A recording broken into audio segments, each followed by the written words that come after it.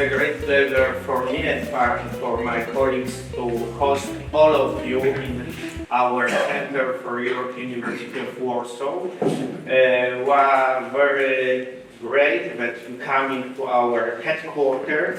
We are not in the main campus of University of Warsaw, but I think we have a lot of possibilities to develop and we have a lot of advantage that we stay here. So, by the way, it's a great pleasure once again, and we have a long-term cooperation with Balkans states and Balkans University. So, by the way, I think we have cooperation since 2010-2011. Every year we organize seminar, conference, and what is the most important, because we are in academia, we publish our book, we issue our journal, so later a few words about this will tell my colleague Artur Adam. So, Balkan states is a key player in a new global Europe, definitely. And in my opinion, the European Union must take a decision to join you to European Union. Of course, if you look at some economic indicators, if you look at social indicators, maybe we are not so good. Sorry for not diplomatic my language, but you are a part of European Union. But now you must be officially be part of European Union. Because what's happened now, it is a fight between the West and the East. And it is not a common solution. So you are be a part of the West, or you will be a part of the East. So I hope that you join the European Union, and we support this idea, and Warsaw University and Center for Europe University of Warsaw support the idea Balkan states must be a part of European Union. And now I give the floor to my great colleague, Professor Goran Ilik, the rector of University of Bitola. So, Goran, you have more time than me because you told me shorter, so you have 7 minutes. It's better. Yes. You are rector, so you must stay here. Thank you very much. Thank you very much, dear Director of the Center for Europe, Professor Zajączkowski. Thank you, dear organizers, for creating all this event today, to use it for deepening our mutual collaboration. Also, distinguished organizers, esteemed colleagues, your excellencies, honored guests, ladies and gentlemen, and students as well. It is both a great honor and a deep responsibility to stand before you today at the opening of this important academic gathering. Europe today faces a great paradox. Never before has it been so institutionally connected, and yet rarely had it felt so strategically vulnerable. The security landscape, one defined by optimism, multilateralism, and the expansion of democratic norms, is under unprecedented strain. New fault lines have appeared across the political, economic, and technological spheres, forcing us to reconsider the very foundations of what we mean by security within the new international context. For more than 10 and 3 decades, the post-Cold War order promised a Europe whole, free, and at peace.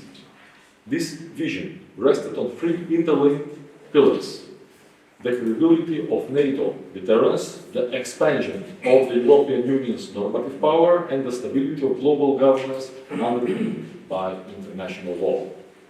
Today, all 3 pillars are being tested.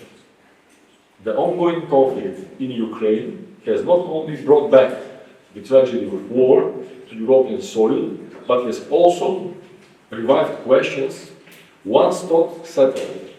Questions of territorial integrity, self-determination, and the limits of collective defense.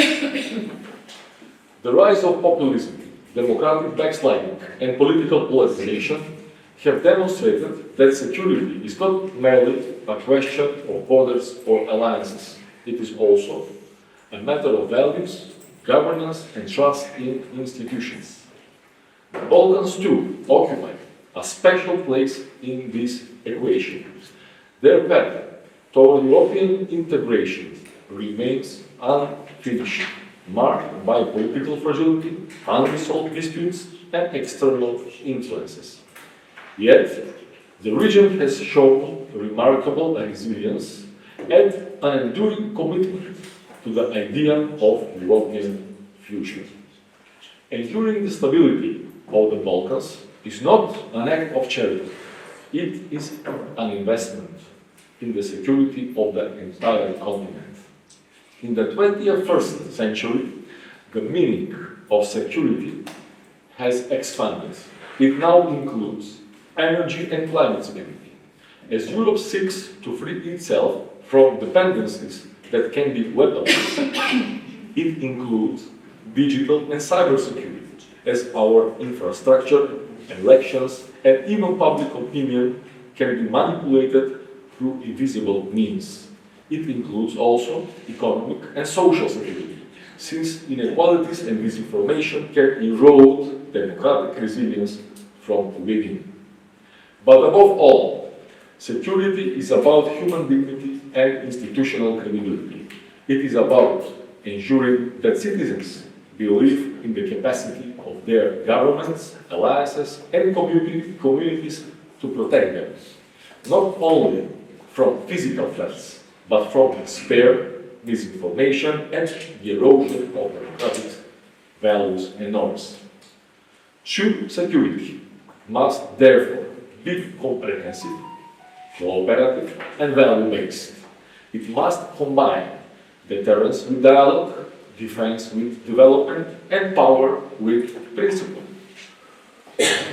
Scholars have the responsibility to provide critical insights, historical perspective, and evidence-based guidance.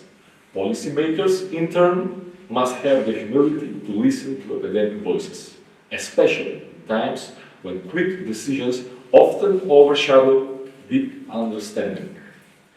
Here, in this intellectual space, we can ask difficult questions without fear, explore competing visions without prejudice, and imagine alternatives without cynicism. It is the spirit of dialogue and reflection that Europe desperately needs today. Ladies and gentlemen, security is not merely the absence of war, it is the presence of justice, cooperation, and shared purpose. Let us therefore use this conference not only to analyze the past and interpret the present, but to build a new narrative of security, one grounded in solidarity rather than fear, partnership rather than rivalry, and trust rather than suspicion. The old continent has always found renewal in its moment of crisis. From the ruins of war, Europe built institutions of peace. From the divisions of the Cold War, it forged the dream of unity. Today, we are once again called to imagine what Europe can become, not as a fortress, but as a community of shared responsibilities. If we succeed in doing that, if we can turn knowledge into vision and vision into action, then perhaps the search for security guarantees will lead us not only to stronger defenses, but to a more resilient, just, and united Europe. This vision converges on a timeless truth, that peace will endure only when freedom, unity, and human dignity become the shared destiny of all peoples. May this conference serve as a step towards that vision, toward a Europe that protects, includes, and inspires the world once more. Thank you very much for your attention, and I wish you a productive and inspiring.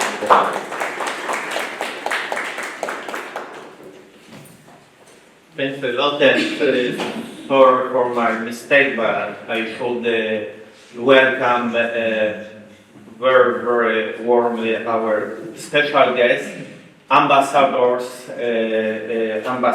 of Balkan states to Poland. So welcome very warmly, Mr. Veljko Milonjić, ambassador of Montenegro to Poland.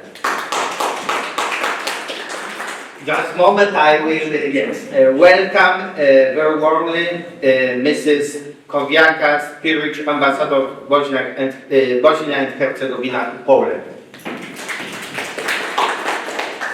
Welcome His Excellency Mr. Jasmin Kjahil, ambassador of North Macedonia.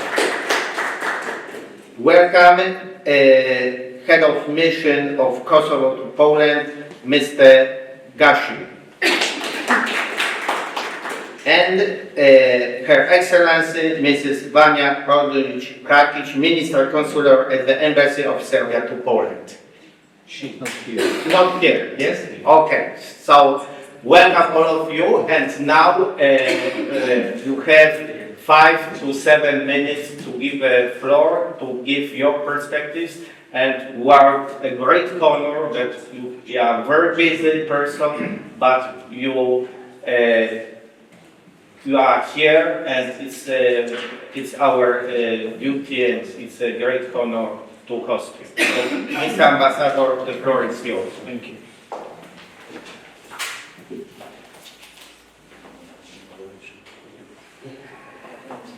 Thank you. I'll try to keep within the time frame.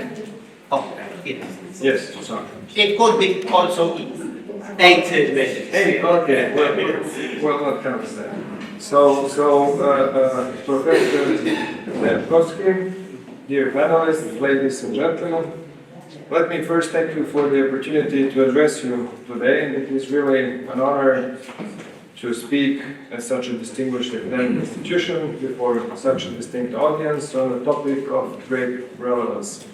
The title of the conference and the topic of the panels are not just contemporary and necessary to discuss today, but also challenging to address, and to some extent even ideologically provocative. As panels or interventions are well concepted, I was thinking how my remarks can actually be inspiring for the discussion which will follow. And I believe that speaking strictly from the perspective of the diplomat representing a country and emphasizing how Montenegro is doing and is planning to do well, being a frontrunner on the European path would not be enough, would not do the job. Instead, I would not only speak as a representative of a country, but as someone with civil, administrative and academic background would emphasize the importance of the moment and how stakes are high, and of course the significance of Montenegro in that regard. That is why I will just try briefly to point a few aspects.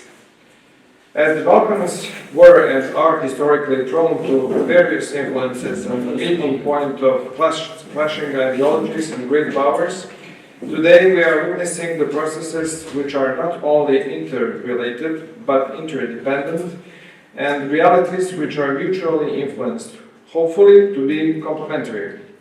Some 20 plus years ago, when I started my career, the key event was the Thessaloniki summit. And the key word was the European perspective. The regional realities and dynamics were different. Our friends from then Macedonia and North Macedonia, along with Croatia, were the frontrunners. Merit-based approach and so-called Roberta principle of accession was introduced as Euro-enthusiasm according to the public polls was high. The most important common element for all of the Balkans was the European perspective, which bonded all progressive forces. Those were regional dynamics, but the global dynamics were also quite different than they are today. Today we live in different dynamics on all levels, internal, which each of our countries in the region, regional as well as global. And the alignment of those dynamics is when important moments occur. The question now is what we have learned from the experiences of the past few decades. We are in Poland, a successful European story and a country which is a role model of how European enlargement policy can be success for both the candidate country and the EU itself. We also have a different experience with countries which front-runner position was, unfortunately, not a guarantee of a smooth integration process. Regardless of where the enlargement fatigue in the past years was and why, the unfortunate Russian aggression on Ukraine changed the setting. Awareness raised to the point that NATO went from what was described as a brain dead to the point of its quick enlargement and member states planning to raise defense budgets. The interest of the EU for enlargement process changed as well. Window of opportunity opened. The enlargement policy of the EU as its most successful policy on one, and the European perspective as the most progressive common denominator of the Western Balkans on the other hand, is a two-way process which has a chance to meet again soon, with high chances for the meeting point to be in Montenegro. For Montenegro, and I would say also for the Western Balkans and the EU membership is not just a single-dimensional political process, but a strategic imperative for the stability, democracy, and prosperity. Security challenges are interlinked for the whole European continent, and the Western Balkans were and are often perceived as a testing ground for the European security resilience. What war in Ukraine also brought is a clarity in a set of values. So as a candidate country, you are either aligned with the common EU foreign security policy or you are not. That being said, set of values based on which the European Union exists and the principles on which its security stands after the Second World War, together with the necessity to oppose historical revisionism, is the force strong enough to suppress the tendencies which are trying to bring back anachronistic ideas in today's politics. To conclude, and to go again 20 plus years back when I started my career, back then you could often hear the logic that the EU integration process is not about the date, but more about the substance of the process between now, being back then, and the enlargement date, which was at the time true. I would argue today that due to all realities we have witnessed in the meantime, the date is as important as it is the process. That is why Montenegro's EU story is, of course, first and foremost important for Montenegro, but is equally important for the Western Balkans and the European Union itself. We need the good and the positive example, and we need it soon, and Montenegro should lead the others, not only in the Western Balkans, but also those in Poland's immediate neighborhood, Moldova, Georgia, Ukraine. At the very end, we should be aware of one fact, and that is that we cannot take anything for granted. That is what we learned in the past 2 decades, and I hope I did inspire some of the... Thank you so much. Great, thanks, Mr. Ambassador, and very important speech. And I think that the most important, of course, is the substance. Okay, we put the data and we put the question about when, but the substance is, of course, the key element. Her Excellency, Mrs. Koviljka, Špirić, Ambassador of Bosnia and Herzegovina, Poland. Please, the floor is yours. Thank you very much. Dzień dobry. Good afternoon. I would like to thank to the organizers, to the Warsaw University and the Institute for the Central and Eastern Europe. And I will make some small joke, after my colleague from Montenegro. Congratulations for the speech. I have just few remarks. In military words in Bosnia and Herzegovina, we used to say after the tanks, you can't kill rifles. So I hope that I'm not that rifle after my colleague from Montenegro. I was at the same conference last year, organized by you, and really I would like to thank to organizers because you established very good cooperation with the universities from the Western Balkan area on very important subjects which are very interesting for us. So thank you for that, and you keep alive atmosphere about Western Balkan area, and that is very important to us. I will make some comparison because I was here at the same at the presidency of Poland by European Council, so 12 years ago. And I was here during the last presidency this year by Poland, and I would like to compare something about the accession of the Western Balkan area to EU. Simply, in simple words, I could say we were more present 12 years ago than during the last presidency. It is not a good signal for us, you know, and I hope the situation will be changed, and it's not good to leave us just like that, because the frozen conflicts, like in the areas of Western Balkan, are not good, not only for us, but also for the Europe, and especially for European Union. I hope that this situation will change soon, even if we are aware that you have much more problems here in neighborhood about the war in Ukraine and other things. But as I told, it's not good for the world is to leave frozen conflicts everywhere in the world.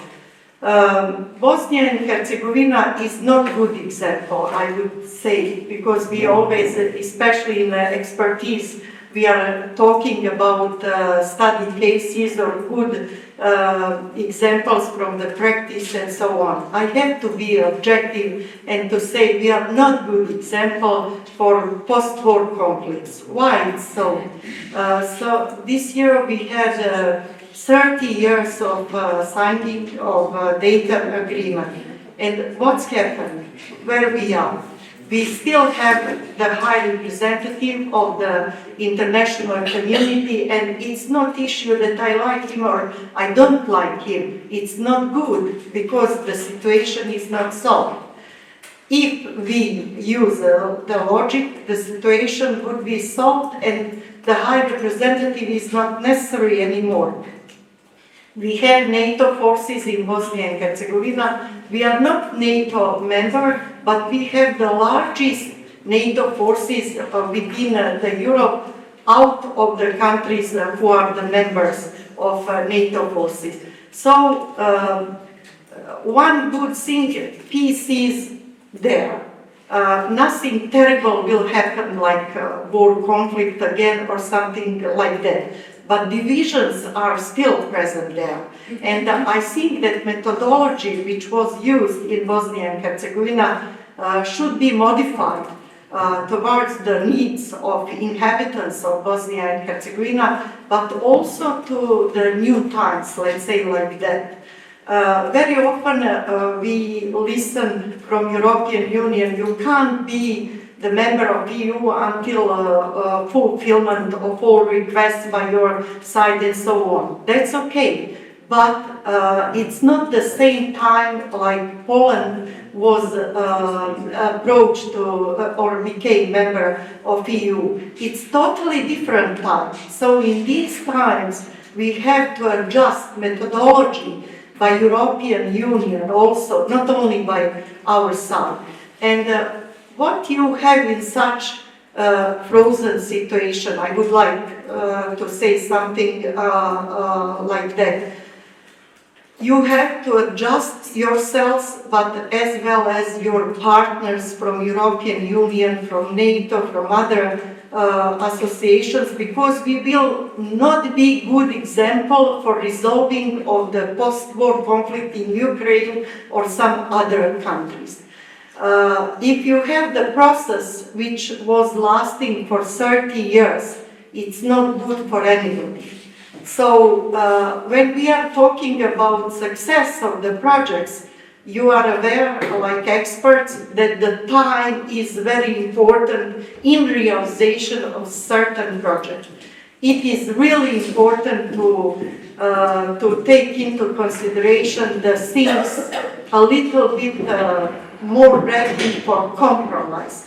And I will say something openly. Last year I was listening exactly on this conference very much about Russian influence within the area of Western Balkan, about Chinese influence, about Turkish influence, and many others. And my question, like inhabitant of Western Balkan towards European Union, where are you? Where are you? You should prevent it in acting, not only talking. And you know, we have such situation, we are all aware of this situation, but we need to prevent it and we need to act in such circumstances. So we always use one example from Tuzla. I believe that you know, for that town in Bosnia and Herzegovina. We supposed to have a huge project in electric power, thermoblocks in Tuzla. And we had international project inviting all participants to approach to Bosnia and Herzegovina to conduct it, and we had only one company from China. And then we had critics from European Union, you have Chinese influence like in this project. So that is the point, you know, if you want to prevent something for security reasons, you have to act immediately in economic sense and so on. I still believe that membership in European Union is the best solution for us, for sure. And as Professor told, the only one. But let's do something. And like a person who used to work on this subject as a young person, you know, I will be retired in a few years. I would like to say during this life, I will see Bosnia and Herzegovina in the European Union. In other case, you know, I try to keep my optimism and to escape from skepticism. But not all people are strong, you know, to say, oh, that's enough, I was waiting for 30 years, how long I can wait, and how long of quality life is in front of me, that I can see the future in the European Union. Also, I would like to give some examples that we are very worried lately. I was talking with my colleagues from the Western Balkan area. For example, lately we have a lot of problems about transport companies from North Macedonia, Bosnia and Herzegovina, Serbia. I'm not quite sure about Montenegro. You know, they are stopped on the boundaries of European Union, and they can't prolong their stay inside of European Union longer than 90 days for drivers. And it's not only transport, it is economy of Bosnia and Herzegovina. And you know, people lately, they talk, it is not fair, it's not fair play, we have to change something, and so on and so on. I try to give you something positive, I try, except tourism, flights between Warsaw and Sarajevo. I can't find a lot of things which could define something positively lately. I hope next year I will participate as well, and we will have more positive news about Bosnia and Herzegovina and the European Union. Thank you very much. Thanks, Mrs. Ambassador. So next year I hope that we do it in Warsaw and also in Balkan states. So definitely we must do it both, two conferences. And like you mentioned about the time when Poland joined to the EU was totally different. Yes, in this time, enlargement was focused on, and it was the time of happiness of the EU. It was the beginning of 21st century. Today, it is the time of fear. What's happened in few days, in few weeks, so it's totally different times. So I invite His Excellency Mr. Jasmin Kjahil, Ambassador of North Macedonia to Poland. So the floor is yours. Dzień dobry. Dzień dobry. Mr. Zajączkowski, Mr. Ilik, dear guests, students, I will try to be in these 7-8 minutes of my speech. I will try to improvise. So, EU without Western Balkans is like Warsaw without Mokotów, Wilanów, or even Rebrentov. So there will be always a hole without us. We are there and we intend to stay there. Historically, culturally, and we need to be there and we deserve to be there. I will start as my dear friend Koviljka stopped, and that is this transportation problems. This is not a serious issue, but I would just like to stress how important and how there is a division between EU members and non-EU members, and how important it is to be an EU member. All the time, the last 12 months, our transporters are punished very awfully, unlawfully, unfair. I spoke with the General Inspector of Transportation, so they are punished for not having GPS signals, which is not true. They are punished because of, instead of 19 documents, they have 18, and the punishment, kara, is 3,000 euros. It's too much for us. And the transporters in Macedonia are refusing, literally refusing to drive to Poland. I tried to save it. At one point I went myself to Legnica to see what is going on, and it was really unfair. So I just try to stress how important it is to be in the club, because with the countries in the club, it is not happening. It happens to our transporters. Nevertheless, as my dear friend Ambassador of Montenegro stressed, 20 years ago was the situation in Thessaloniki, documents and everything. When I joined my ministry 32 years ago, if then somebody told me that we are not going to be EU members in 2025, I wouldn't believe. We were playing, and we are playing always on just one card, EU, NATO, EU, NATO. We never played any other cards like some other states in the region, and they're still playing. We were always, 99% of the population were for EU and NATO, and you know why we are not there. So as my colleague from Montenegro said, we were front runners together with Slovenia at the end of the 90s. We became candidates in 2005 when the minister for EU was one then 30 years old lady. He was very successful, and now she is the Deputy Secretary General of NATO.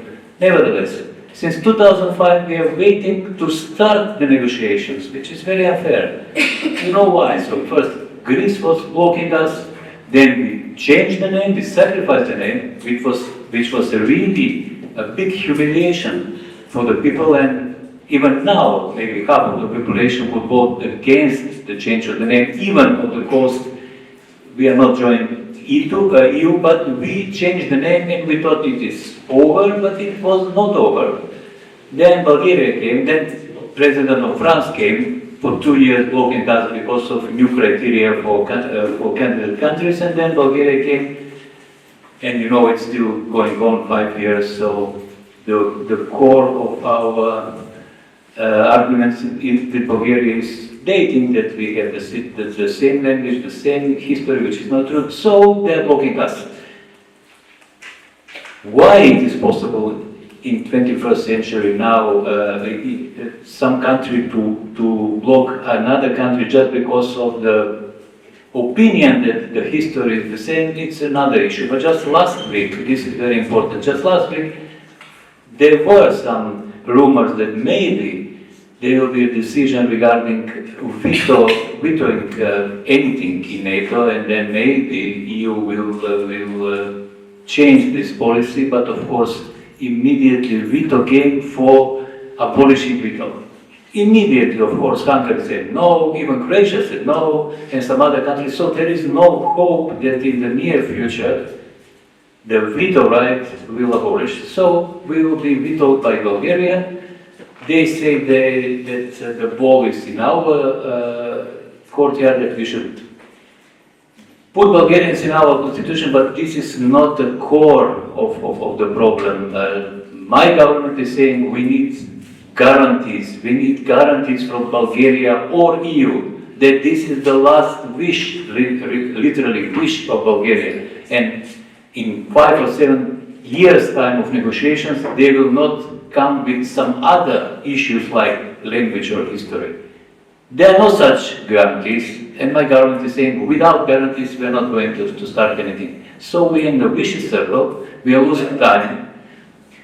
Let's say in the middle of 90s we were at the same level with Poland when you started maybe the negotiations, and we think that we are in a much better condition now to start the negotiation than Bulgaria and Romania were, really. We are far better than Bulgaria and Romania were in year 2000 when they started their negotiations, but because of this unfair policy, we are where we are. We still think that we are going to be EU members. We got 50% of the award of changing of the name by becoming NATO members, which would be 5 years ago, which was a big forward in the right direction, but still we think that we should be part of EU because we deserve to be there. Thank you so much.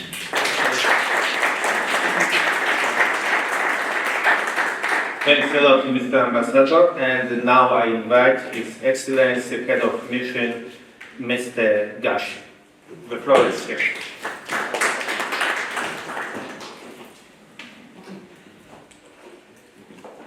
Director Zajączkowski, Vice-Rector Ilik, dear Excellencies, colleagues, and professors and academics from the University of Warsaw, ladies and gentlemen. I also had the pleasure, like my colleague from Bosnia, being at this event last year. Happy to see also the Vice-Rector again, the Director, and to make a contribution this year. In 5 minutes, I want to make just 5 points, so please keep up to it. One is, I'd like to talk about the security guarantee in the region, what that guarantee is. Second, I'd like to talk about the progress of my country, Kosovo. Third, I'd like to talk about the strategic imperative of EU and NATO progress. Fourth, we're in Poland, and I'd like to talk about perhaps a view on Poland's involvement in this strategic question. And lastly, bring it back to our region and tie it to what my colleagues have said before. So the security guarantee for the region exists, and that is no better than the one that was discussed by colleagues. It's that our countries are oriented to the West, we have strong institutions and democracies, and we are a full part of NATO and the EU. This accession, this integration has partially happened, particularly on NATO, and we hope for it to happen soon as well for the EU. We have more in common with these institutions, and they offer more benefits to us than what we had experienced in the past. All of our countries were part of the former Yugoslavia, which offered some goods and some commonalities, but they were not as strong as what's offered in EU and NATO. And so we have this experience of coexisting in a past federation, but this new alignment, this new architecture is something that provides much more benefits to us, and we feel we provide also collectively benefits to this as well. When I speak around Poland about my country, Kosovo, most of the questions are, how is the security situation? It's a complex country, and so I think, unfortunately, not enough is known about the progress that we've made. Indeed, we have come from a terrible war about 26 years ago, and we have felt these wars across our region, but our region has made progress, and Kosovo has made quite a deal of progress. If you think about our economy, I was happy to read this article in the Times on how Poland's economy has progressed compared to that of the UK. Our economy in Kosovo has progressed, and we're getting closer to a regional comparator for us of Slovenia. In terms of EU accession, we are perhaps in the middle of the way among accession countries. However, we continue to reform year on year and have been distinguished as reformer in the last few years. In terms of NATO, we have this unique arrangement of having a NATO mission in Kosovo, although we ourselves are not part of NATO, and so we hope to work within that mission and leave no security vacuum until our eventual joining up of the NATO alliance, which is it's very important to us, of course, also to Bosnia and also to, I believe, Serbia was considering this, and so the entire region is focused on this infrastructure. In terms of strategic imperative of the EU and NATO, what's interesting in our region is that you heard it, we don't see an alternative to the EU and NATO, nor do we want one. There are actors outside of our region that would like us to see an alternative to the EU and NATO. But I think we provide also this sense that the EU has a strategic benefit. It is a club that countries are wanting to join. It is an economy that countries are wanting to integrate with. And so as the EU itself envisions its strategic position vis-a-vis the US, we hope in our region that's a very strong relationship, and vis-a-vis China, adding new members who are focused and committed, feels like it is in line with the strategy of the EU and NATO. So we do think this is a strategic imperative. It's not just something that our countries desire for our own benefits. It's a relationship in which the EU and NATO also benefit from having us as small members being part. Lastly, it's great, 2 more points actually. It's great that this discussion is happening in Warsaw. I think when I speak to my colleagues in the region, we all are very encouraged by the interest of Poland in the region, by Poland's continued championship of EU enlargement, by Poland's continued leadership within NATO. Poland is in this unique position where it truly understands the strategic value of these entities. It knows what it's like to have real security risks on your borders. And so it supports us also joining these institutions because of having that understanding. I mentioned this Times article. I mentioned, I'll maybe mention that Poland, of course, now is a part of the 20 strongest, largest economies in the world, the G20. And so Poland has this great platform. I feel that any more of a Polish presence in terms of visits, engagement with our region is also very welcome to support this larger Polish platform. I'll end with a regional perspective of our region. When people think of our region, they think of Balkanization, they think of countries that disagree with one another, they think of countries that don't have a common aspiration. But I believe, as you heard from all of my colleagues and as you're hearing from me, there is a common aspiration. And so we deal with this reputational issue, also this issue that there's disagreement amongst us. But I think there's much more, actually, that we agree on, that we disagree on. And that's why our message found a joint one. We realize that people are not only interested to know about Kosovo or Bosnia or North Macedonia or Montenegro, they're interested to know about the region as a whole. And so I think what this forum provides is also a way for our academics, us in political leadership, to work together, understanding that once you leave our countries and our region, people want to know about the region as a whole, not only our individual countries. So I end with that, and I thank you for this continued interest in our region, and I wish everyone a successful conference. So thanks a lot, Mrs. Ambassador and Mr. Ambassadors, for your speech, and it's very thoughtful for us. And what is the most important issue for academia that we want to discuss with you, not only between professors, because it's too boring. And what is the most important for me, for rector, no money. Discussion between us, it is no money. If you have no money, like in the life, no money, no develop.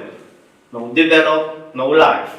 So that's why it's very important to us to discuss with you, with administration, with governments, with people who have power, because we have our publication, and I will give you, all of you, our publication, and please use in your politics. Because, like I said, and our students also know that we are not only for students, not only for professors, because I can go with Goran to coffee or to lunch, and we can drink beer or vodka, and we can discuss. But we want to have a big impact what's going on further. And the last but not least, I'd like to thank my colleague, Mr. Artur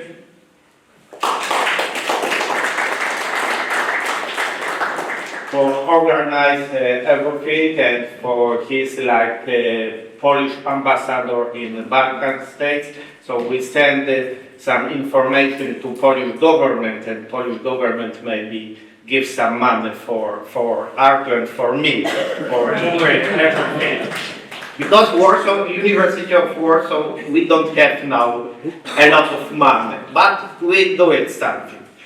Okay, so thanks a lot, ambassadors, once again, and to be serious, I will give you our publication, and please use our knowledge in your politics.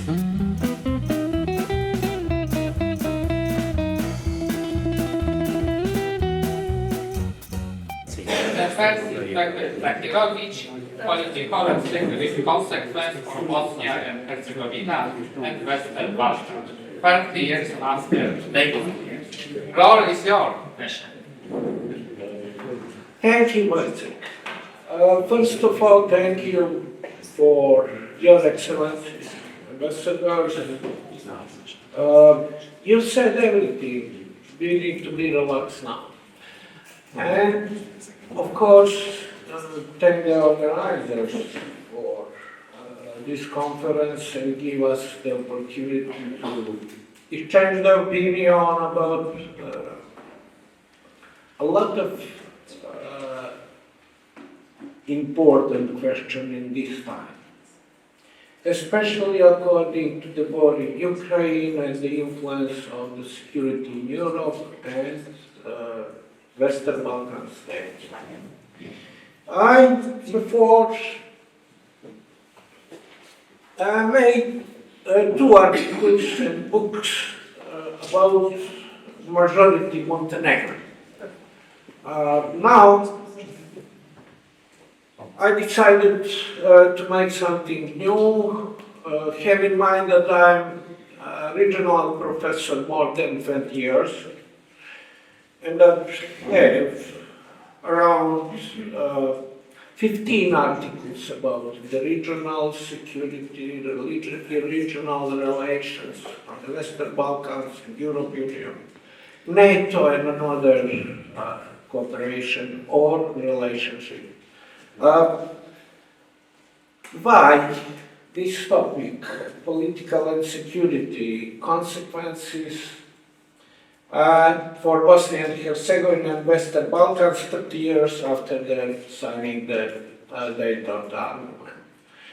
Because I think that is the most important question according to the security situation in our region. You will see during my presentation, I chose 3 things for presenting you. First, it's the key provisions of the Dayton Peace Agreement. The second one, problems of implementation of the Dayton Peace Agreement and practice. And third one, political and security consequences for Bosnia and Herzegovina and Western Balkans. It's the final state of conclusion. Excuse me if I say any words wrong, because my mood not to follow my mind. I had one very difficult cancer, and it is the influence of my speaking. The key provisions of the Dayton Peace Agreement. Based on the Dayton Peace Agreement, Bosnia and Herzegovina was granted as one of the most complex state formation on the modern world. The Dayton Peace Agreement of the General Framework Agreement for Peace in Bosnia and Herzegovina was signed in the American Air Force Base near Dayton in the state of Ohio, 21st November 1995. This agreement consists the Constitution of Bosnia and Herzegovina in Annex 11, and it's changed the position Bosnia and Herzegovina in international community completely. You can see here the signers. It is very important if we have in mind that the peace agreement signed two neighbors of the Bosnia and Herzegovina. It is only one case in the former Yugoslav republics, and the formation of a new state on the crackdown on the former Yugoslavia. It's Republic of Croatia and Federal Republic of Yugoslavia, after that making the independence of Montenegro. It is two states, Montenegro and Serbia, and of course the leaders of the biggest state in that time.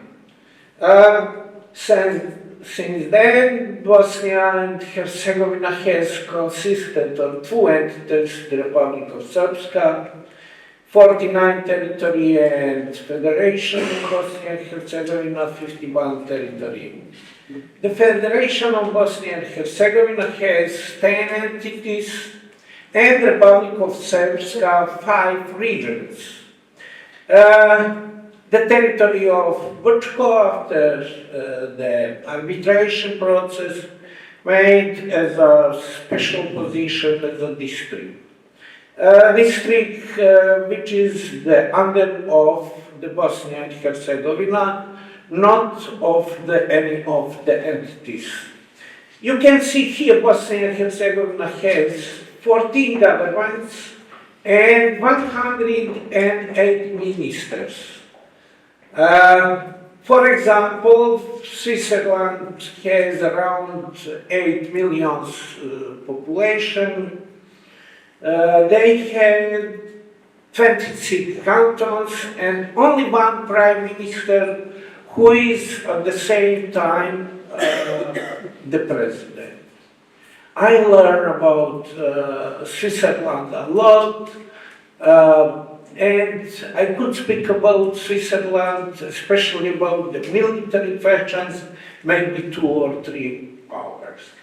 But for this opportunity, only this example, I would like to emphasize something for better making picture about this situation. Bosnia and Herzegovina officially has around 12,000 official cars, but non-official data say 22,000 official cars. But we are leading. Montenegro is better. We have 6,200 official cars. For example, in Sweden, not official cars. In Denmark, only 20. Only 20. You cannot see the cars officially in the front of the government in Copenhagen, etc., etc. It is the Balkan mind. If you have official cars, you are more important person.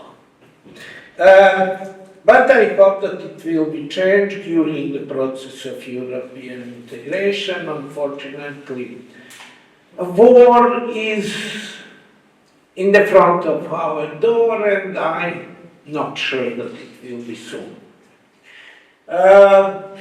Annex 10, Article 1 of the Dayton Agreement made a new position in Bosnia and Herzegovina. It is the High Representative in Bosnia and Herzegovina, and if we are analyzing it, the third entity was established as an international entity, because he has the most power in his hand.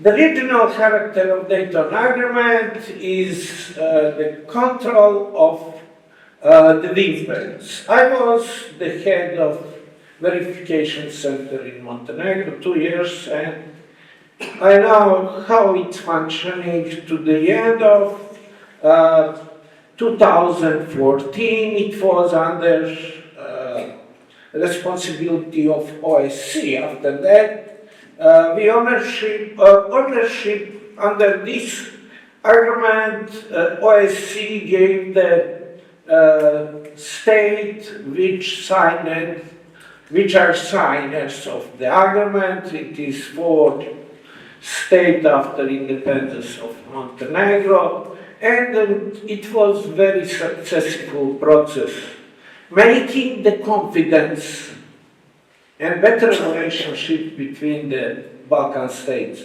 Now, we will see on the end, I think that is not the case.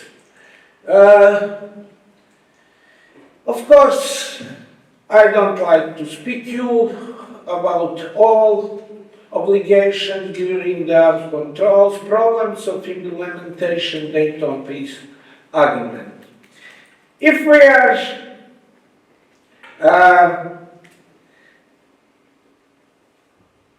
see on this slide, the Dayton Agreements was drafted on the way strengthen the civic identity in Bosnia and Herzegovina, but rather organized and subordinated the government and institution to the ethnic principle, terribly ethnicizing politics in Bosnia and Herzegovina at that time. And this continues to this day, as said Ambassador of Ms. Koviljka about the situation in our region.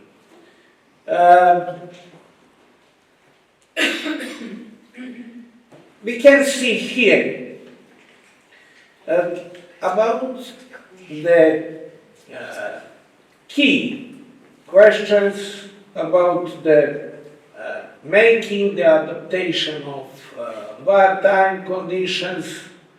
It is in area of defense, security, one president, 3 members,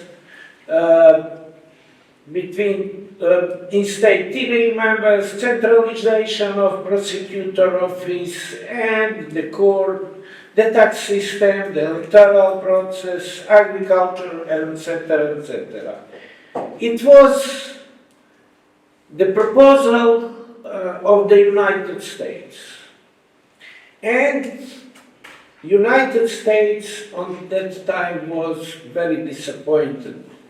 The war prime minister, foreign ministers, Haris Silajdzic, and after that the prime minister established the new party. It is Party for Bosnia, and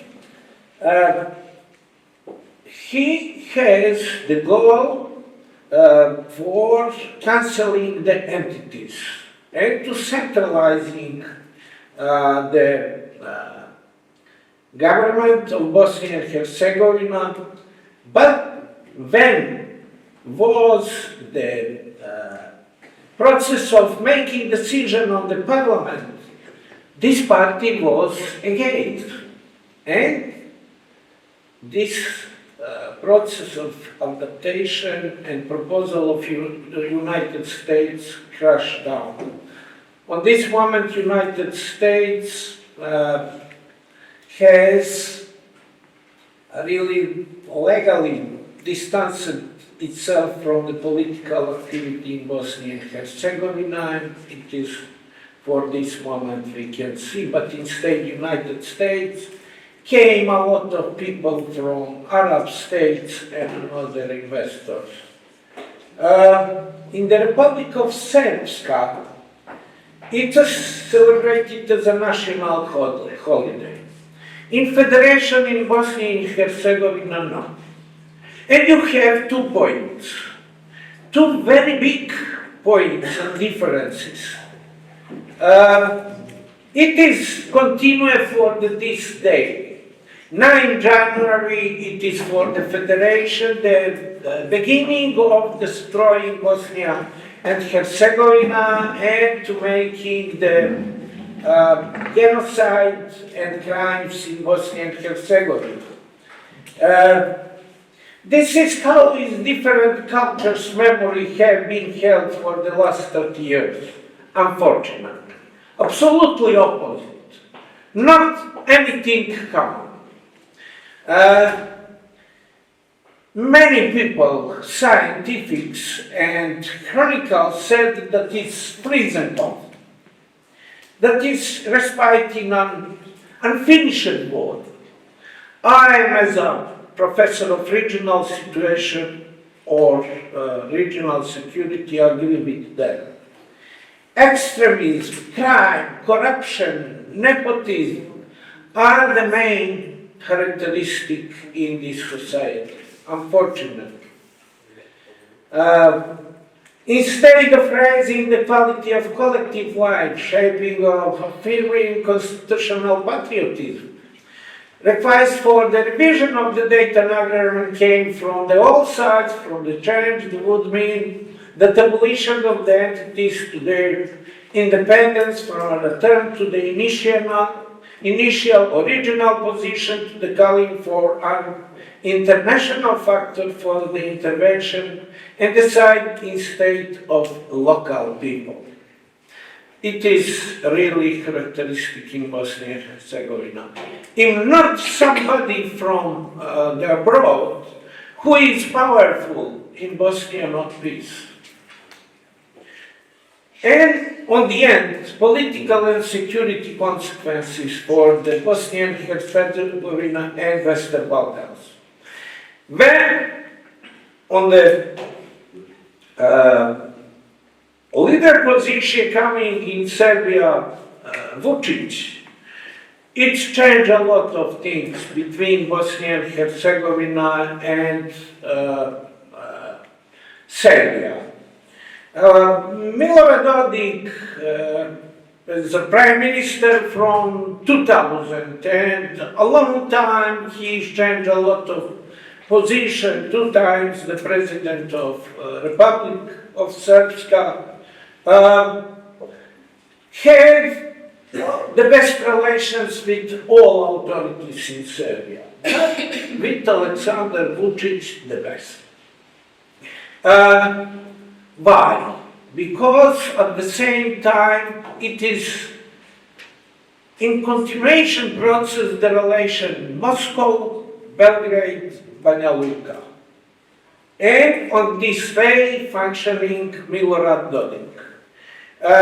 During Corona pandemic, they used this opportunity to radicalizing the relations in Bosnia and Herzegovina. After stalling the functioning of the Berlin process, they moving the new idea of relations open Balkans with Edi Rama also. It was the idea to using the passivization European Union activities and to make any regional powerful on a new way. Unfortunately, North Macedonia was in a corner and they needed to be a part of that. My colleague, Vice-Rector, knows better about that, Bitola. Of course, thankful, very anemic activities of High Representative in previous time, Valentin Inzko, who is on the past time was Slovenian from Koruška. and he was 2 mandats or more of 2 mandats, 12 years in Bosnia and Herzegovina, but he was very passive. Of course, it was the opportunity to stop in Bosnia and Herzegovina on the way to be a member of NATO. And it is crucial problem for Bosnia and Herzegovina. If Bosnia and Herzegovina succeed to be member of NATO, it will be possibilization of radical politics in Bosnia and Herzegovina. But it wasn't the case. Unfortunately, it passed a lot of times, and Bosnia and Herzegovina stayed a member of Action Plan only on February 22. According to the European Union integration, it was the same situation. Only after starting the war in Ukraine, it was the pressure of the European Union, and they invited Moldova and Ukraine as a candidate. After that, they give the opportunity there to open the negotiation. At the same time, it used both North Macedonia and Albania, and they started for negotiation. And finally, Bosnia and Herzegovina received the status of candidate and started to negotiate, but conditionally in March 21 of 2024. I will finish for 2 minutes. We have very complicated situation now. It is on the end. On May 23, we have in UN General Assembly adopting the resolution about remembrance of the genocide in Srebrenica. As a reaction on this resolution, immediately it follows the declaration of the All Serbian Assembly was adopted before the conference in the parliaments of the Republic of Srpska and Serbia. Unfortunately, we had a similar situation in Montenegro. Our leader of Parliament of Montenegro initiated the resolution about the Jasenovac, Dachau, and Mauthausen, and we worsened the relations with our neighbor Croatia at that time. This declaration immediately recognized and supported President Putin. August 1st, 25, the Appellate Council of the Court of Bosnia and Herzegovina confirmed the first instance verdict against Milorad Dodik. Dodik does not recognize the decision of the Court of Bosnia and Herzegovina and High Representative. At the same time, an international Interpol warrant was issued for Dodik. The day the following countries have imposed sanctions of Milorad Dodik: US, 2002 January, Great Britain, April 2002 Austria, and Germany April of 2025, and Slovenia in September 25. But Assembly of the Republic of Srpska on August 22, 2025, a citizens' referendum was scheduled for October 25. It is for 10 days. On the final verdict and the removal of the mandate from Milorad Dodik. NATO has the parliamentary ensemble according to 30 years of the Dayton Agreement in May this year. And The most important is that USA emphasized its support for the sovereignty, territorial integrity and independence of Bosnia and Herzegovina. But unfortunately, Trump said America to need make great again, and he is not interested a lot for the Balkans situation. In Tirana in March 18, 2025, it is the defense minister Croatia, Albania and Kosovo signed the agreement about defense cooperation. Only 10 days after that, Serbia and Hungary signed a same agreement. On September 5, it is months before, Croatia and Slovenia made the agreement about defense cooperation.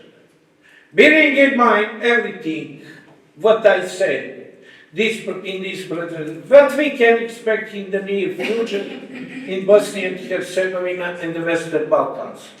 I don't know that Hungary or Poland made any defense cooperation because they are the members of NATO. At the same time, in the Balkans, we have the members of NATO who are making the defense cooperation. It is a little bit strange. It is not way of functioning of NATO, because I'm a specialist for NATO. I wrote 3 books and I worked in NATO a lot of time, and I know how it's functioning. What is it on the Western Balkan doing now? We don't know. Because Trump is quiet, European Union is in confusion, Poland worried about herself, because every day they have the drones from Russia in air over of Poland territory, and the situation in Balkan states will be worse and worse. Thank you very much. Thanks for very good presentation. I think 2 presentations. And now it's time for Professor Zlatko Arievich, for in Eastern Europe and Balkan, where does the West end in the East?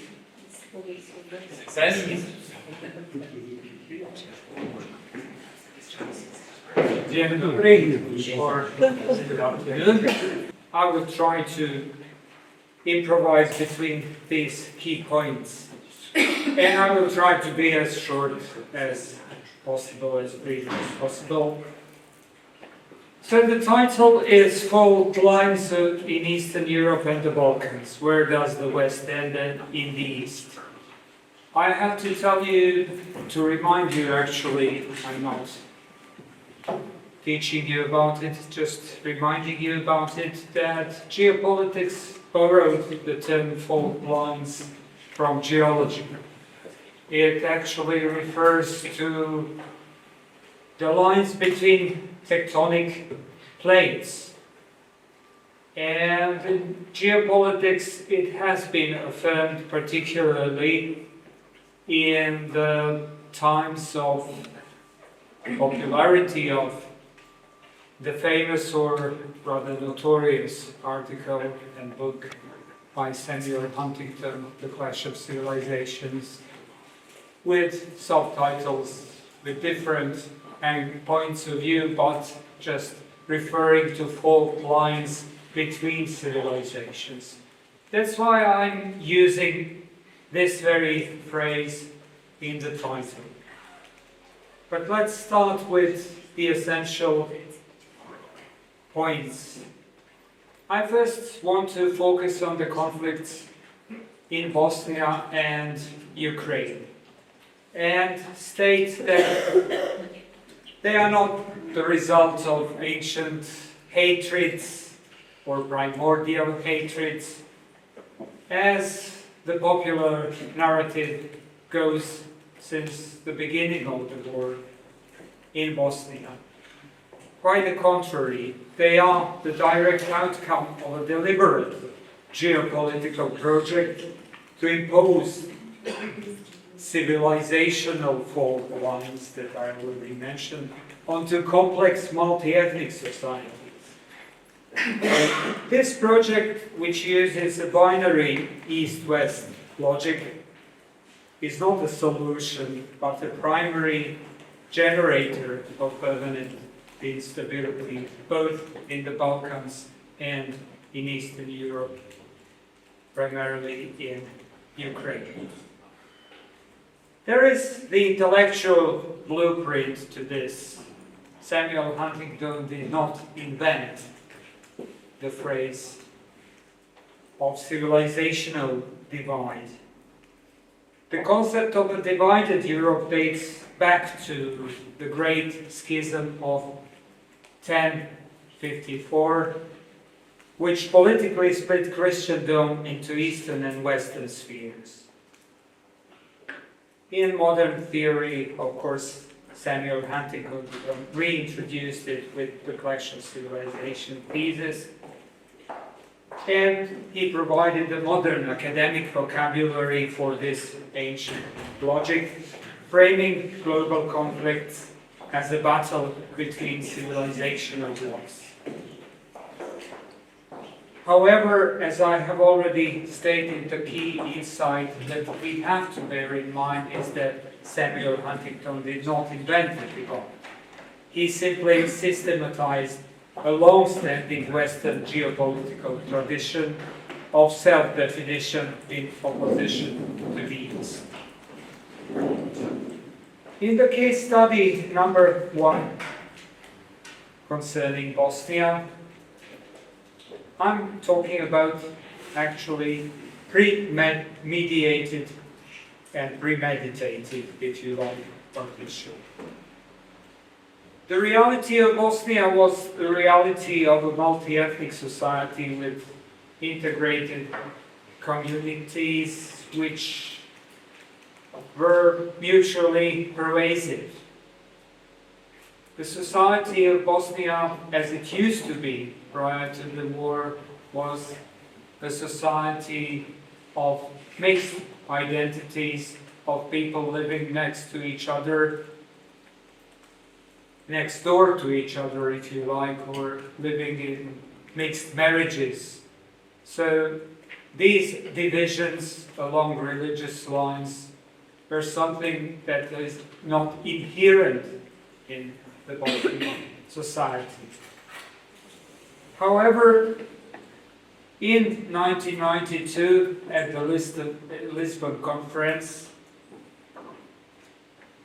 which was sponsored by the then European Community, and whose principles the European Union has never abandoned.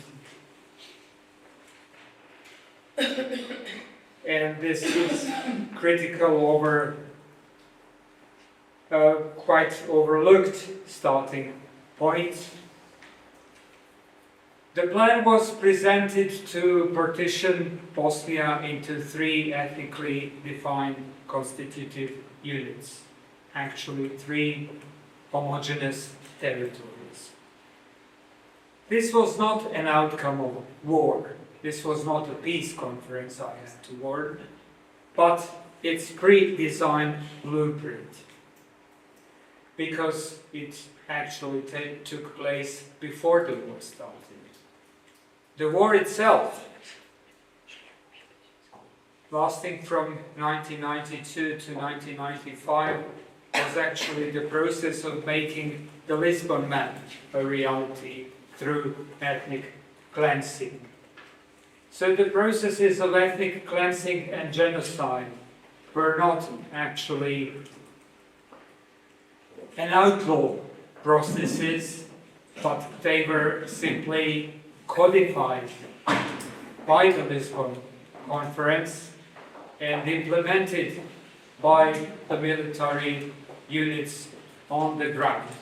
In other words, the aggression by Serbia, then later by Croatia, the uprisings of ethnic communities against the central authorities in Bosnia, associated with Serbia and Croatia.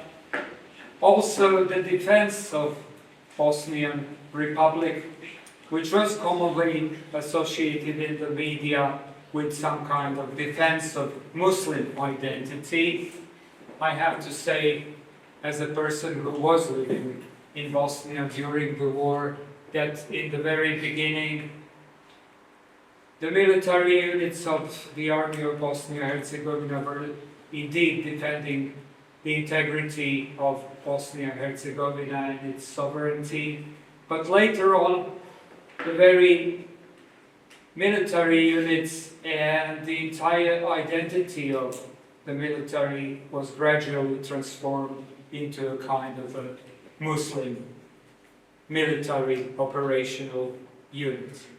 So it was something that was gradually developing along the lines which were pre-designed at the Lisbon Conference. Eventually, the 1995 Dayton Agreement was simply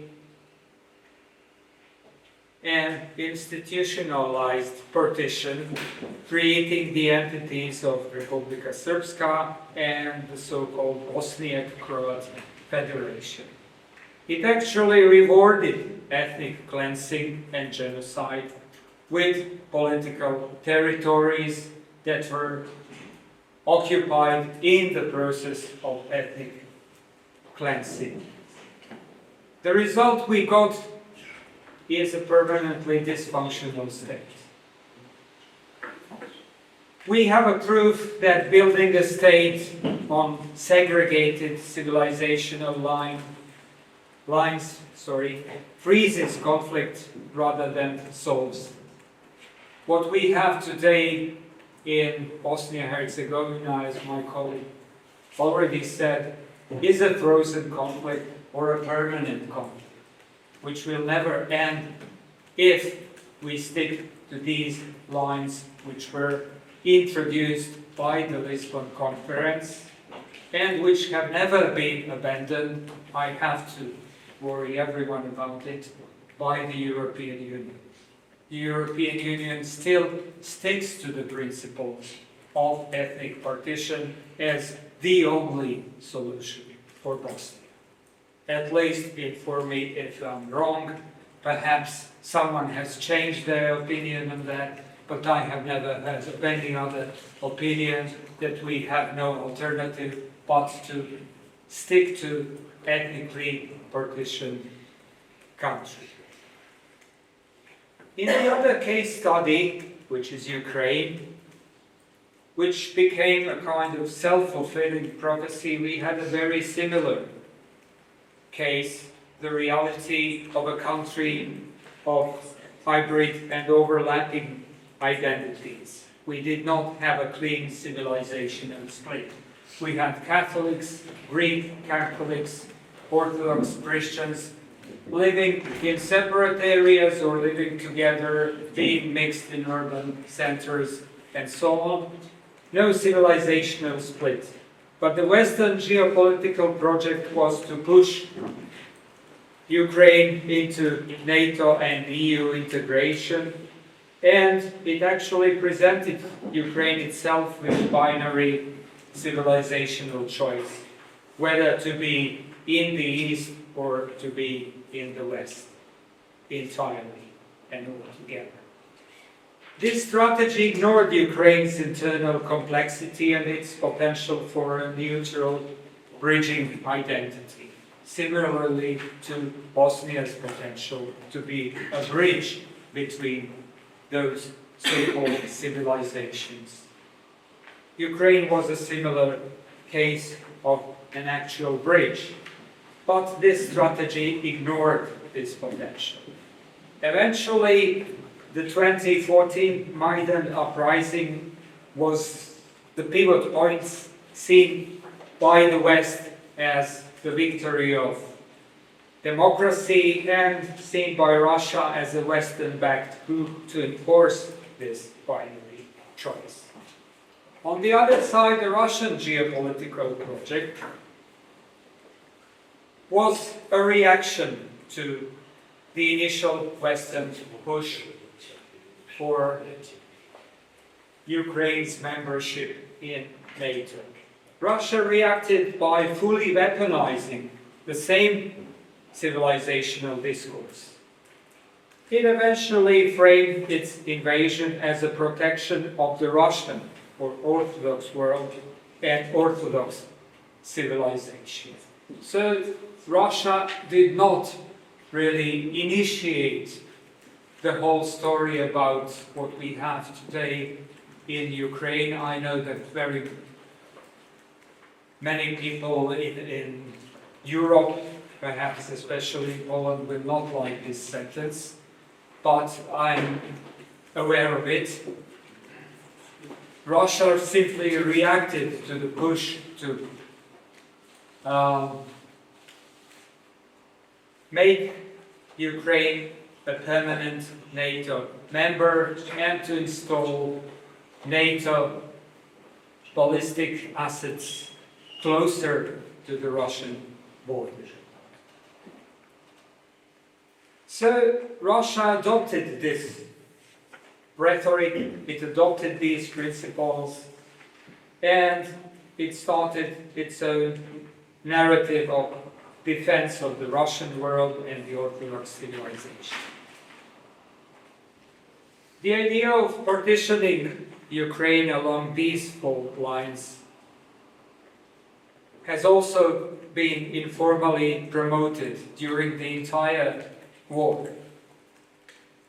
Western diplomats were proposing partition of Ukraine along the lines of division between Orthodox Russians and the rest of Ukrainians, whereas Russia had the idea of controlling a dysfunctional Ukrainian state or a neutral Ukrainian state. But the persistence of this logic has remained to the present day. We still don't know whether Russia will actually occupy all of Ukraine, control all of Ukraine, or accept these offers discreetly coming from the US, coming from the UK, of partitioning Ukraine and keeping one part for Russia and the other part for NATO. Maybe there is for conclusion. I'm very close to the conclusion. Not worry. The result that we have, again, is a catastrophic war, even worse than the one in Bosnia, that has totally shattered the country. And all of these things that I've been talking about as concepts, they have become a self-fulfilling prophecy. The imposition of a binary fault line has created the very fragmentation it claimed to describe. Eventually we got what was described as something that was inevitable to happen, and it eventually happened. And in conclusion, this is the inevitable failure of a flawed map. Bosnia shows the full life cycle, from pre-war design in Lisbon to violent implementation during the war, eventually to legal codification in Dayton, and resulting in permanent instability. Ukraine shows the catastrophic consequence of applying the same binary logic to a larger, more complex state. Why this logic of fault lines fails? The map, as such, is a reductivist illusion, or perhaps even a lie, that ignores the reality of human identity and civic loyalty. It ignores the sovereignty of both states. It simply ignores the identity of the people within the country. It imposes something Can you be quiet, please? I would like to hear myself. Excuse me. So, eventually, we see the consequences. It fails, this idea fails because of its reductivist logic, which ignores the reality. It serves the interests of great powers and not of the people who live on these imagined frontiers. What is the path forward? There is a path forward. It's not inevitable that we live under these conditions in permanent frozen war in Bosnia or in permanent war in Ukraine. The path forward is to reject the entire cartography of civilizational blocks. Stability will only come from respecting complexity, sovereignty, and neutrality, not from enforcing a 1,000-year-old schism. That is the only possible solution. But on the other hand, we still have the case that most of the great powers in the West and in the East, I have to admit, Russia has eventually adopted the same logic and now acts as a protector of Republika Srpska or some pro-Russian parts in Ukraine. But those in the West who promoted the idea of ethnic partition of Bosnia, also of Ukraine, they still stick to these ideas, and as long as this is the case, I'm afraid that there is no path forward. The only path forward, as I said, is to abandon this logic altogether. Thank you. Now, I'm Professor Milonjić, Central Europe and Western Balkans Global Security Architecture. Floor is yours. Try to put it like this. So good afternoon, everyone. For me, before starting, I would say that it's really my pleasure to be here today and to be able to speak at this conference.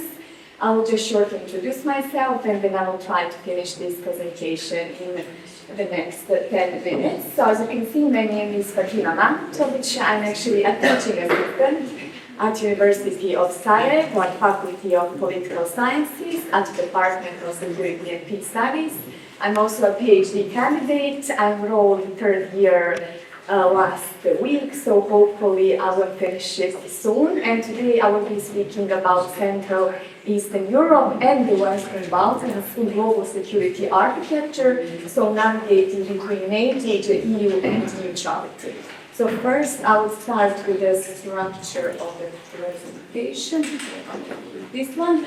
So we'll go through introduction. Then, of course, to understand the security architecture, I think it's important to talk about historical background. Also, it's important to talk about the NATO's role in the region, but also about EU security approach, which is a bit different from the one that NATO has, because we can call it more like a soft power.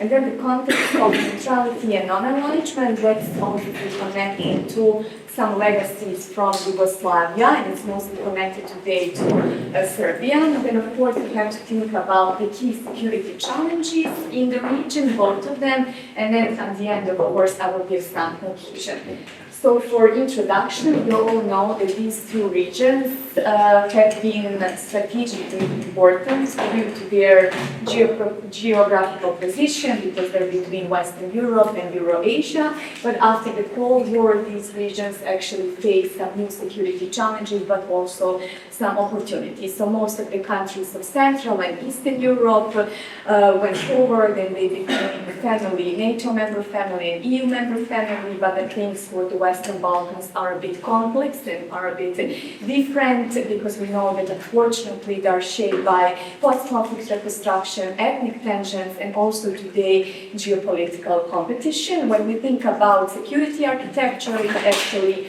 refers to formal but also informal structures, alliances, policies to actually ensure the safety, stability, and defense of a region. So for these countries here, I'm specifically talking about the Western Balkans, because not all countries of the Western Balkans are part of EU and NATO, like Kosovo, like Bosnia and Herzegovina, and Serbia. So for them, remaining neutral or become members of this organization, it's not just a military decision, it actually reflects deeper political, historical, and even cultural choices.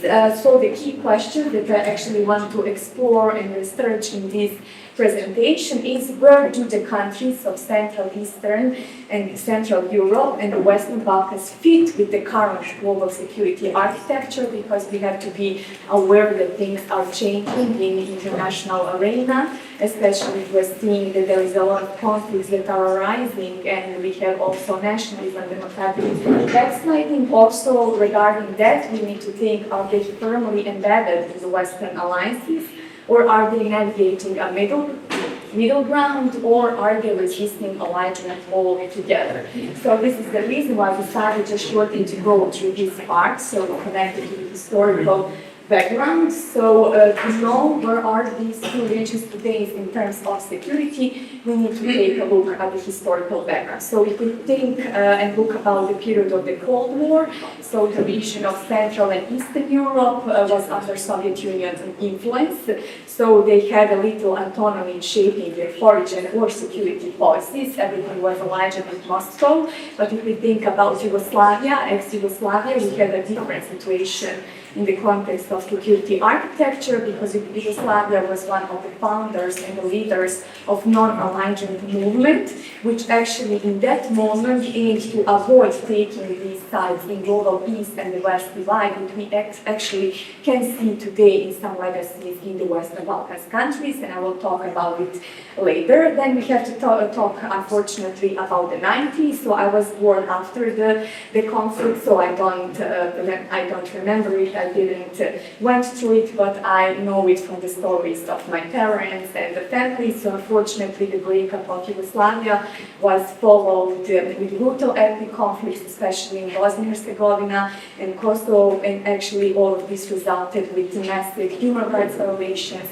displacement, and genocide in the context, because later on I will be talking about NATO as an actor in the context of security architecture. NATO dealt in Bosnia and Herzegovina and in Kosovo, even if they're not part of it. In Bosnia in 1995 with the operation called Deliberate Force, and later on with two peacekeeping operations that I will mention, and then military intervention which was carried out in 1999 without the UN Security Council approval, but actually to stop the humanitarian crisis in Kosovo in that region. So all of these interventions, they aim to stabilize the region, but unfortunately today they left mixed legacies, because in some of the regions, in some of the countries, NATO would be seen as a protector, while in others it would be seen as a hostile force. So what is actually NATO's role in the region? I think it's clear for Central Europe and Eastern Europe, because most of the countries are part of it, and it's actually providing them with this collective defense, which is Article 5, which is important for them in the context of growing concerns about Russian Federation. And in this slide, we can see how actually NATO expanded from 1949 until 2024, so the last two countries actually that joined NATO were Finland and Sweden, so all of this after aggression of Russia on Ukraine. But in the context of Balkan, I would say NATO has a different operational role. Again, here I'm referring to Bosnia, so NATO had two peacekeeping missions, IFOR and SWOT. Also Bosnia and Herzegovina, but also Serbia, they're part of Partnership for Peace. So I would say in overall, NATO remains a key actor in the region's security architecture, because it's providing military support, training, and political assurance. But again, we need to think about some challenges NATO is facing in public perceptions in this region, which is again connected to things I mentioned in the beginning, so this historical background and certain legacies. Also, NATO, Bosnia and Herzegovina, referring specifically to it, it's not part of NATO, but we have NATO headquarters located in Sarajevo, Bosnia and Herzegovina. When we talk about European Union, I think it's also important to talk about EU in the context of security approach. Why? Because EU approaches security in different way from NATO. It's more broader, it's more civilian-focused strategy, and it goes through common security and defense policy through which European Union is actually conducting both civilian and military missions, which are aimed at crisis management, peacekeeping, and post-conflict stabilization. So one of a good example of one military mission that European Union is doing from 2004 is actually Bosnia and Herzegovina, because we still have present EU4 forces in Bosnia and Herzegovina called the EU4 They are located in Butnik camp in Sarajevo, so this mission is basically military, but it is also supporting local institutions and long-term stability, and it's also cooperating with the armed forces and security agencies in Bosnia and Herzegovina. But again, I would say that EU security approach is something which we call soft power, which does not include military force uses, it actually uses non-military tools to influence stability and reform. So what would be actually the soft power? So promoting rule of law, supporting democratic institutions, and for example, encouraging good governance and public administration reform. And I would say that for the EU, like the most important security tool is actually this enlargement in itself. But what we need to think about in the future is can European Union face all of these challenges, especially security challenges, and will stay just like soft power and approach security in the context of soft power, so is NATO enough? So we all know that EU does not have same rapid response military capacity as NATO. Also regarding enlargement, it slowed significantly, especially in the Western Balkans countries. I would say also in Bosnia and Herzegovina, which of course, as the previous colleagues mentioned before, actually opened the door for the actors like Russia and China. So I would say, even regarding this, EU plays a central role in this region's security, not like NATO through direct military dominance, but I would say through institution building and integration processes which are actually aimed at creating a stable and secure neighborhood. And this is just something which I also decided to put in the context of security architecture. So of course we have NATO, we have European Union, but also if we think about Yugoslavia and that legacy, we can also talk about neutrality and non-alignment. This is mostly connected to Serbia and its adopted resolution in 2007, in which actually declared military neutrality. But in this context, I think Serbia is trying to maintain good relation with both, so West but also Russia, but at the same time it's actually participating with NATO and doing the exercises through actually this partnership for peace program, which Bosnia and Herzegovina alongside Serbia is also a part of. So what could actually motivate one country to be neutral or non-alignment? I think it depends about historical circumstances, about some strategic choices, or of course about public opinion. But I also would say that this comes with certain challenges, especially for small countries like the Western Balkans, who are not subject to international relations, rather objects. So I would say that actually it's hard to balance between great powers such as the EU, such as Russia, such as China, because it requires careful diplomacy, but also it carries certain risks. And I have this slide and the conclusion, so I hope I will finish on time. So I know that it's coffee break after this, and we still have one person that needs to speak. So when we talk about key security challenges, I would say that this refers to both of the region, to Central and Eastern Europe, but also to Western Balkans. Why? Because I think we're still facing some persistent security challenges that are actually affecting not just national but also regional security. so connected to the Western Balkans, with mostly frozen conflicts and unresolved conflicts, the relationship between Kosovo and Serbia, and then of course the situation in Bosnia and Herzegovina and the internal division that we have, and of course economic and political tensions. There is these, I would say, are traditionally security challenges, but we need to think about contemporary ones, which are connected to the hybrid warfare, like disinformation campaigns, like cyber attacks, and I think these hybrid threats are asymmetric and they're also difficult to defend against using these traditional military means, and I think one of the key security challenges which is arising and is mostly referring to the EU member countries is actually this democratic backsliding which we're seeing in most of the European countries, unfortunately, where we have the rise of the far right-wing populism, where we have seen a weakened institution, limited media freedom, and unfortunately declining public trust.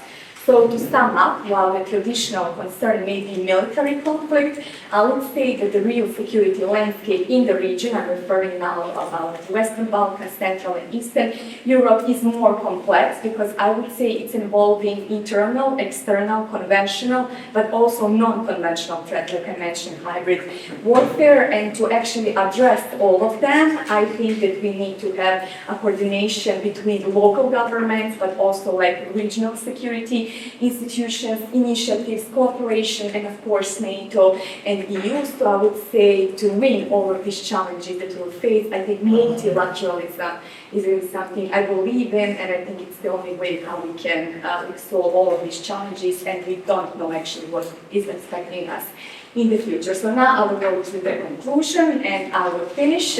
So I will just once again summarize everything that was said in this hopefully 10 minutes. So again, I'm just saying that these regions, Central, Eastern Europe, together with the Western Balkans, remain strategically important in the context of global security. Why? Because of its geographical location, historical experiences, political developments, and it always made them as a tampon zone, I would say, between these negotiations between East and the West.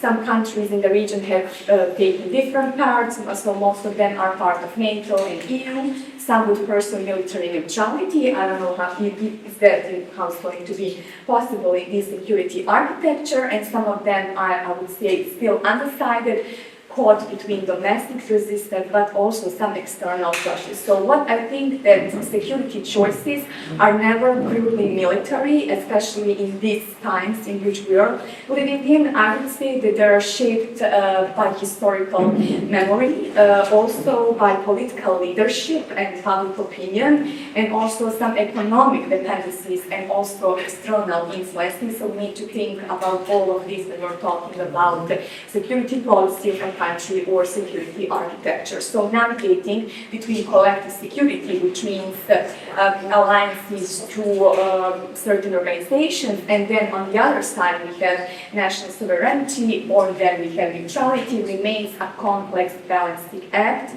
especially as global tensions are rising and external actors became more involved in the region. So I would say there is no one-size-fits solution, and this is actually the last slide, and I will conclude with my presentation. So the region remains geopolitically and strategically significant.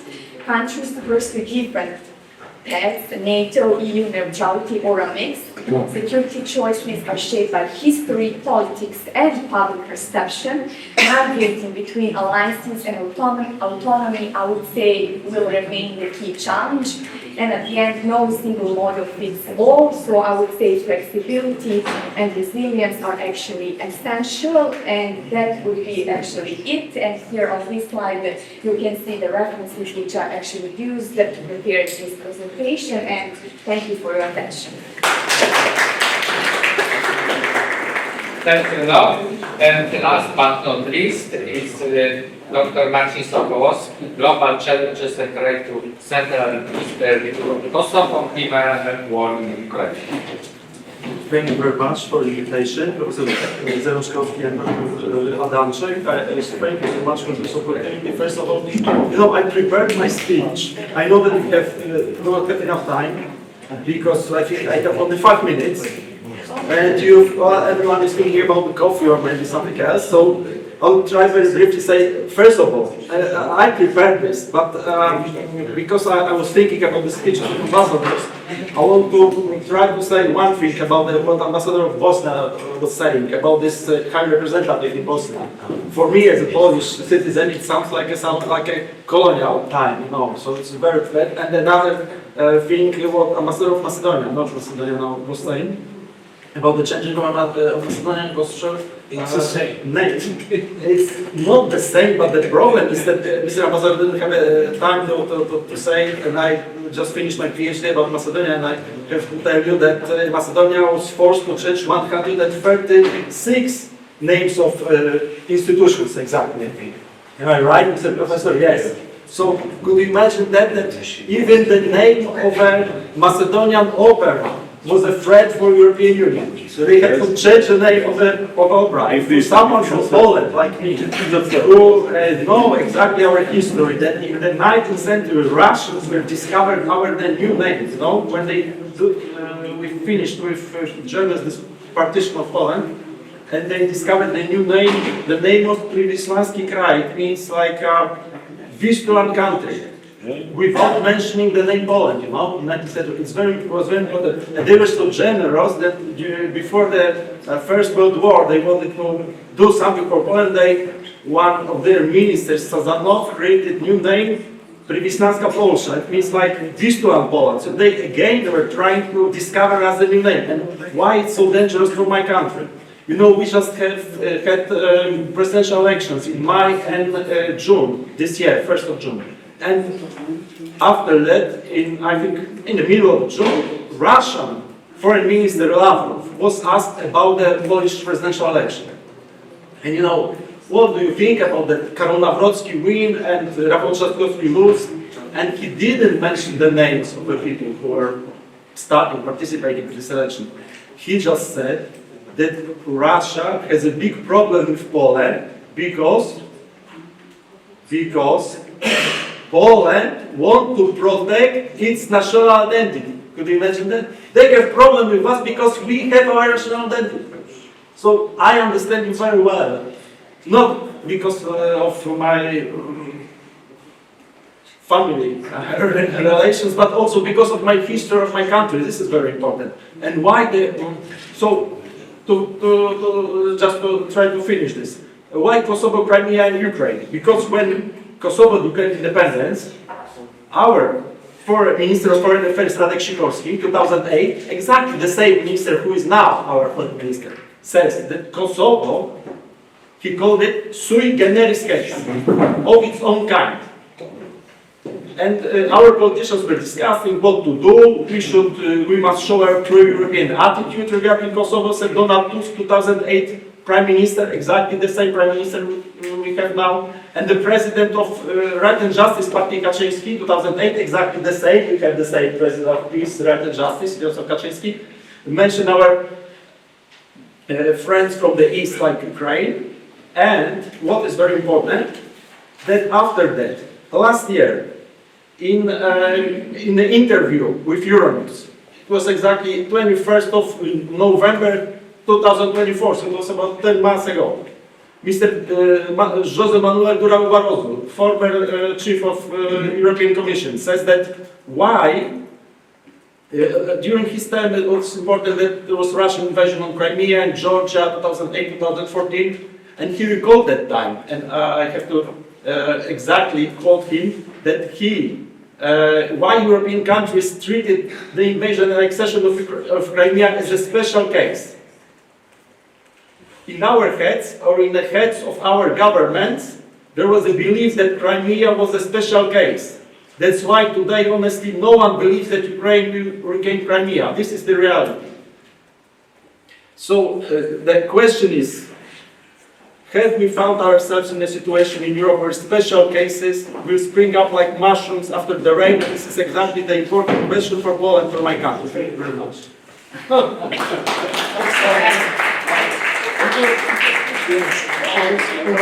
You are the best. 5 minutes. Thanks for the presentation.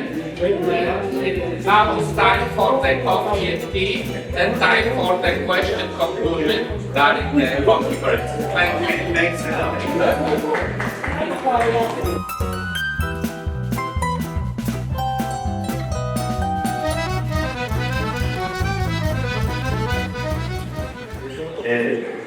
and gentlemen, Your Excellencies, good afternoon and welcome after the coffee break. My name is Artur Adamczyk and I have a big pleasure to be the moderator of this panel, the second panel, which is titled The Balkans, Enlargement and Competing Influences. In this session we will focus on the Balkan region mainly, its geopolitical significance and the challenges and opportunities related to the European Union's enlargement policy, as well as various external influences shaping the dynamics of this part of Europe. We are honored to have with us distinguished scholars and experts who will share their insight and perspectives on these crucial issues. Let me now introduce our panelists and invite them one by one to present their papers. Our first speaker is Professor Marko Babić from the University of Warsaw. He will speak on geopolitical challenges for the Balkans in a new world. Professor Babić, the floor is yours. Thank you. Artur, please don't spare. We are all here in official. He's not. Yeah. You always need thugs from the boat. At the same time, he's coordinating. I asked the organizers and they explained to me casual. Casual. And it's not how you look, it's what you say. The professor. Anyway, it is a great mind. So let them, especially Professor Marko Babić, to start. As you wish. Would you mind if I stay seated? No, not sit. You need to stand. It will be better people.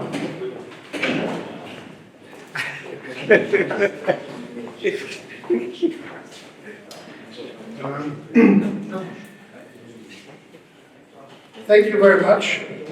I would like to express my deepest gratitude to the organizers of this excellent conference.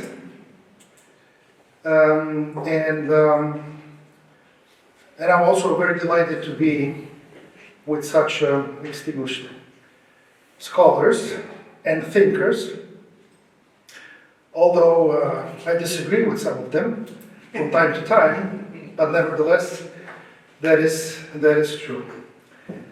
And I will, as always, be very short, yet precise in my vision of the current situation in geopolitical sense, in the very small region of the Balkans.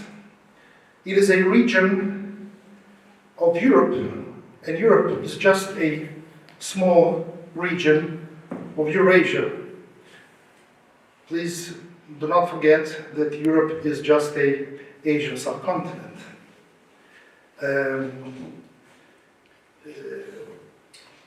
So, the title of my today's brief speech is Geopolitical Challenges for the Balkans in a New World. I think that we all agree that compared to pre-COVID times, even COVID times, especially after February 2022, we definitely live in a new world. It is a world that is appearing. It is not finalized yet, but it's here to stay. So not only new world, but new times, new rules of the game that are in the process of establishing themselves. we definitely today deal with systemic war, global systemic war. And this is so obvious that we do not even need to talk about it more briefly right now. Of course, this is just the beginning of that process, so many books and probably libraries will be written about it. Nevertheless, it is worth noting that fact. Let me remind you that one of the most prominent actual American strategists, Elbridge Colby, just recently explained to the world that American objectives for today are to deal with Russia, then Iran, then China. Their hopes, American hopes, are that they will resolve the Russian case, resolve the Iranian case, and then use full force against China in this global tectonic deep changes. Well, now the question is, he mentions Russia, Iran, China, big world's players. What about small and relatively insignificant region, peripheral region of Europe that is called, and I think it's unjustified to call it that way, Western Balkans. I would rather call it post-Yugoslav political space than Western Balkans. It is, as we know, European Union terminology, wrong in my opinion, but it's just a side note. So, if this is so, and we know that the current shape of the Balkans, of the post-Yugoslav political space today, is an American baby. No question about that.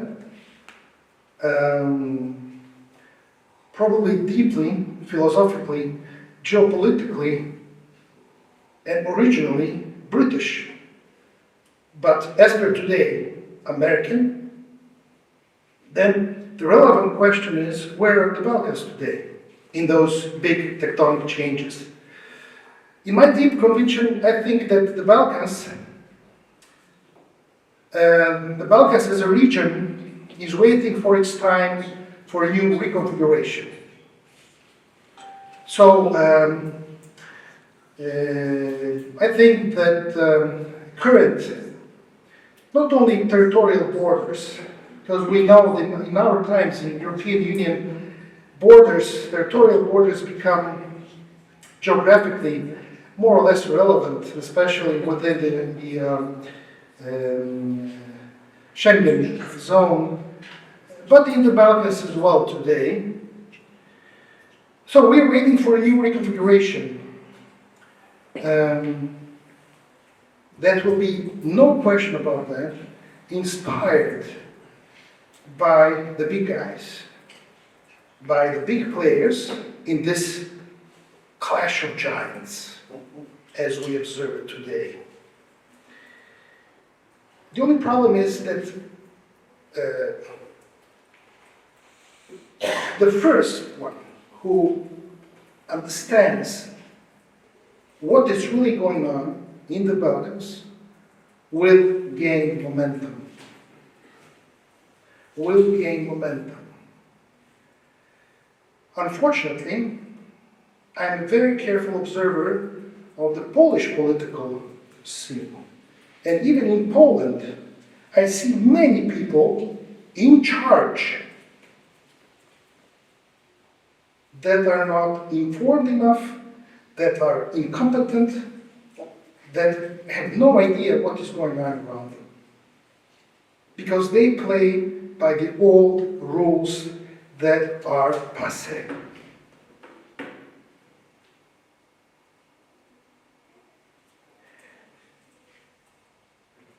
And then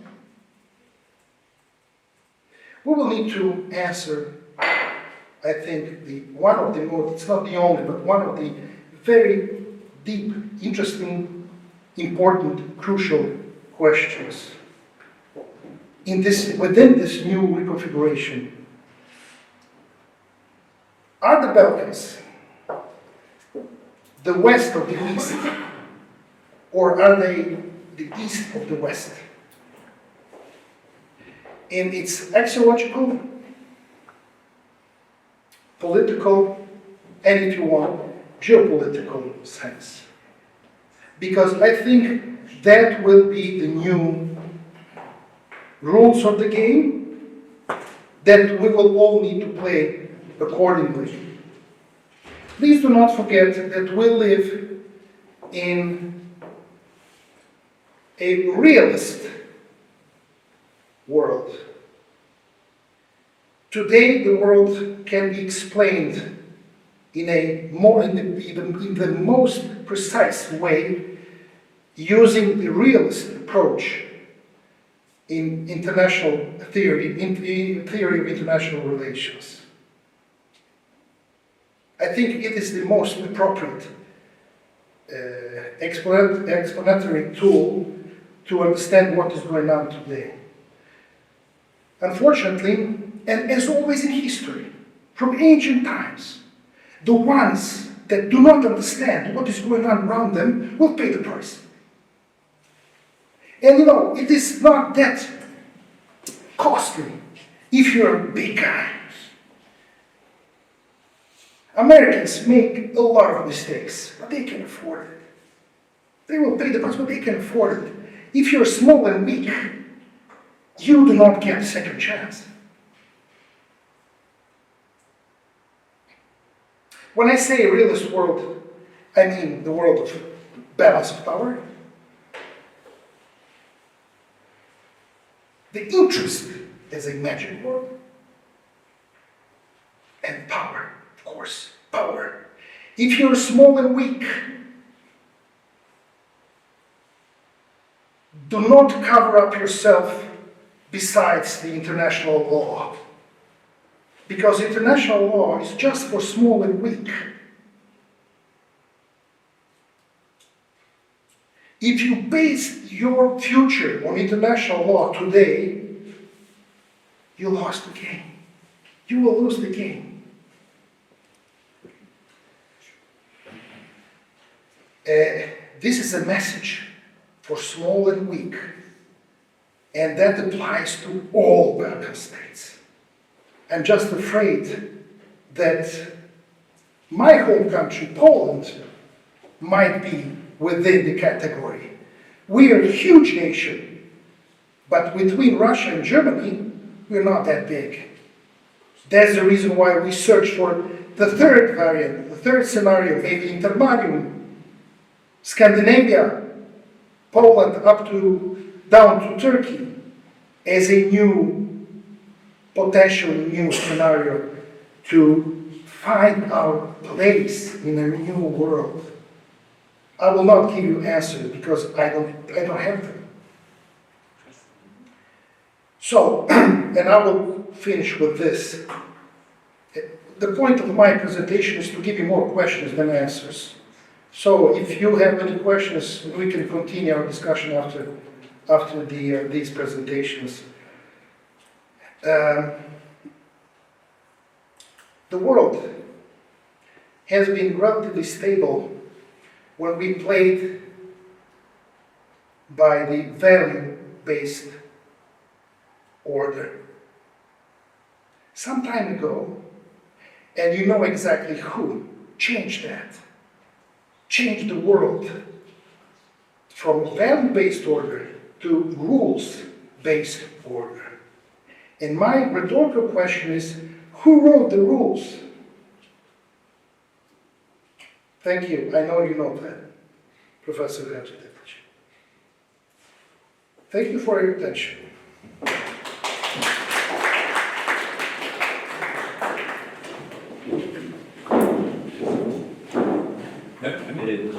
Professor Babić, thank you very much for your very provocative intervention.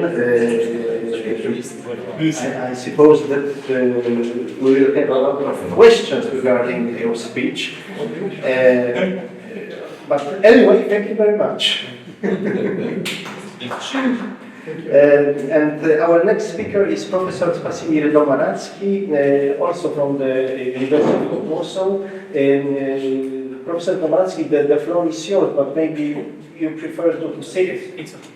So thank you very much. I already noticed that there is a criticism on the clothes, so I don't want to have a criticism on sitting and talking. So, thank you very much.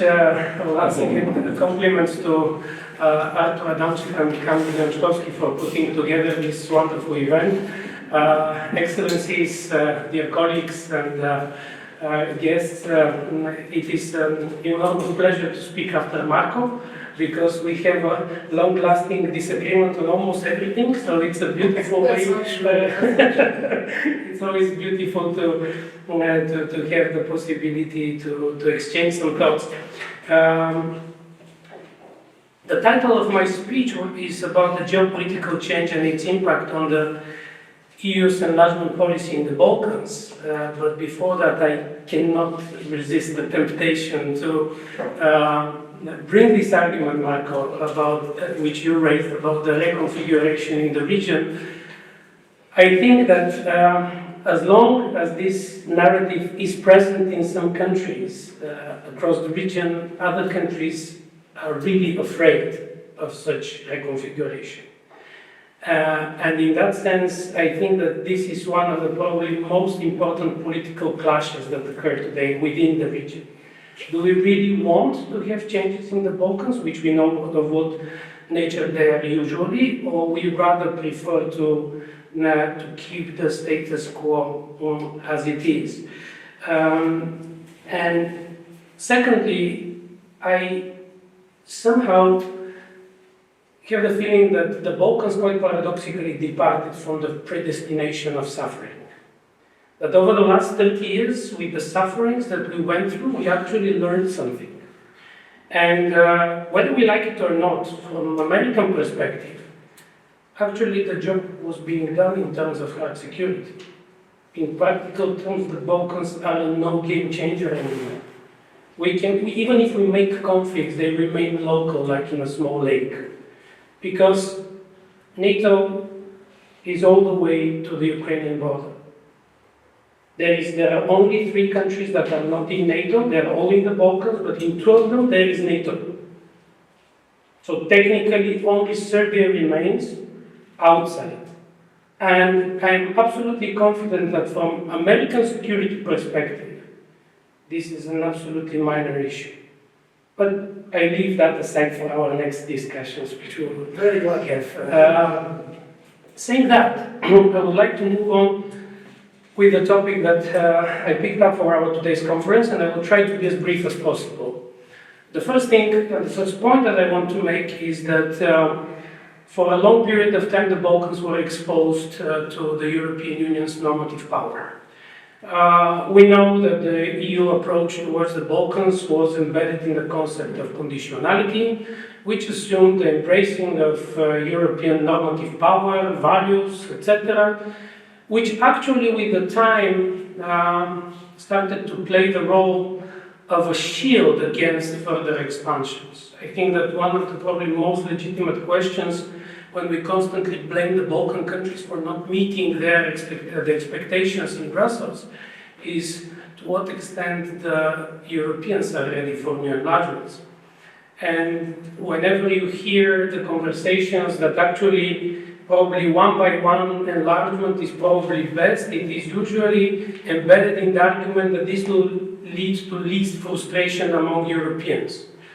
Accepting Montenegro is actually accepting Mokotów to the European Union.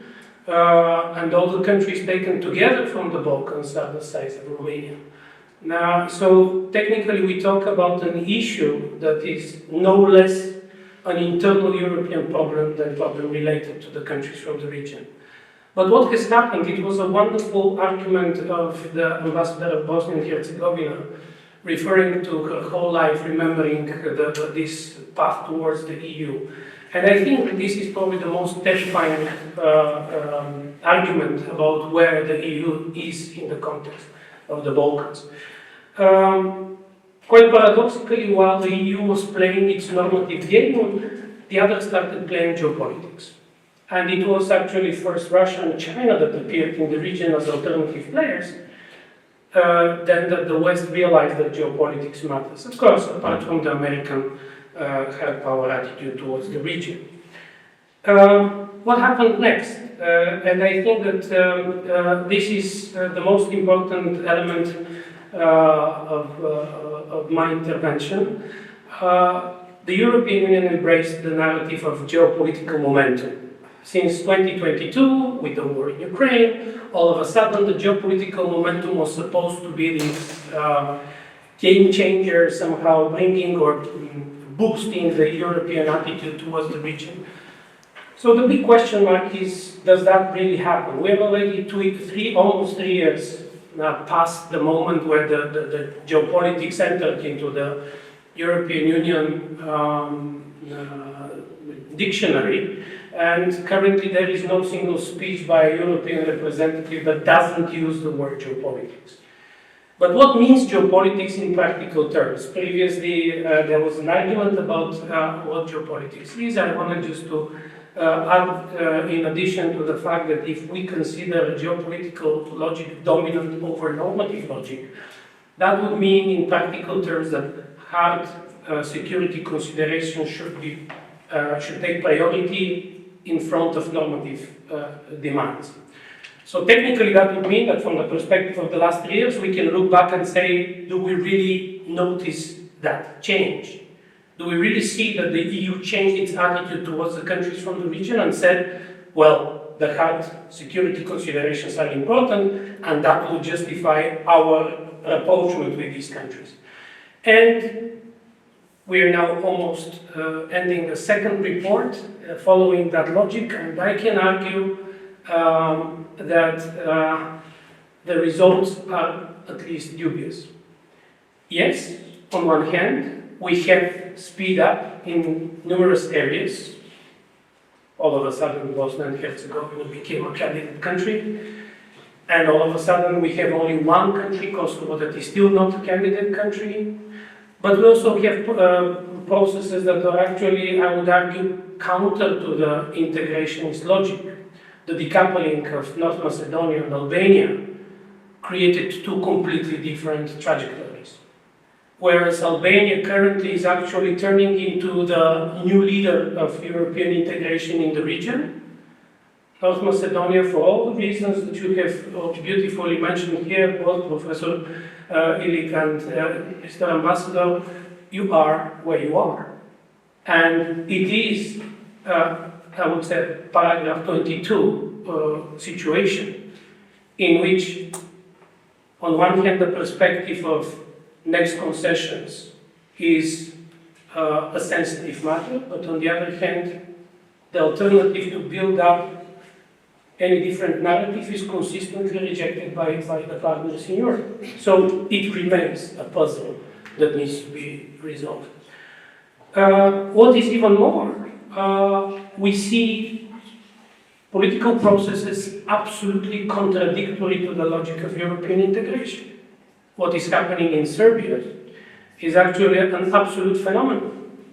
I would argue that if you look, only 5 years ago, Serbia was considered to be this engine of European integration, even if President Vučić was not necessarily pushing it so strong. But there was this consideration that Serbia is the key player in the region and it determines the political processes. Today, no one actually considers no one expects and no one considers any reasonable investments in Vučić in terms of European integration. So we have a geopolitical dynamics, but we don't have a geopolitical reasoning in the European Union. What still remains, the modified or the changed methodology, enlargement methodology, is nothing but a repetition of what was being known as the EU conditionality, in a little bit upgraded formula. which leads to the conclusion that whether we like it or not, despite all these profound changes in the international relations, despite the return of war and geopolitical narrative in international relations, the European Union is not capable of adapting a new way of thinking that would bring tangible changes and will resolve, in a sense, a security dilemma for itself. We talk about an EU-surrounded enclave which is integrated to the European Union, whether we like it or not. And in that sense, the ball, as much as still is on the side of the candidate countries to do their job, is no less on the side of Brussels to rethink its approach towards the region in a new geopolitical reality. Thank you.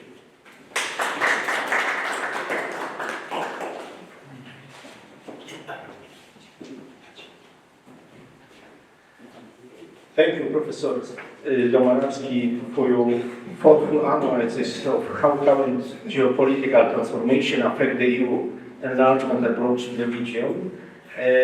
What I would like to stress that regarding the previous speeches, we all know about technical criteria, about the Copenhagen criteria, Madrid criteria, but unfortunately there is additional unwritten criteria which derives from the decision-making process of the European Union, and I mean about unanimity. And if there is any bilateral problem between the candidate country and the member states, unfortunately it is used by the member states to press the candidate country. And of course it touches North Macedonia, but frankly speaking, regarding Greece relations with Albania, relations which are not improved after the Second World War. I mean that after the Second World War still, we do not have a peaceful agreement between those two countries. So it is also a challenge. Now it is a little bit in shadow, but I think that when Albania, regarding what Professor Domanowski told that this is the most advanced country regarding the member states, I think that the new problems can appear. Sorry for this intervention, but just hot opinion. Now we will now hear a joint presentation by Professor Goran, Ilik and Mehmedin Tahirović from the University of Kliment Ohridski in Bitola. This paper is titled Transactional and Multilateral Forces, Consequences for North Macedonia and the Western Balkan region. Professors, the floor is yours. I don't know if both of you want to take a voice or... Yeah?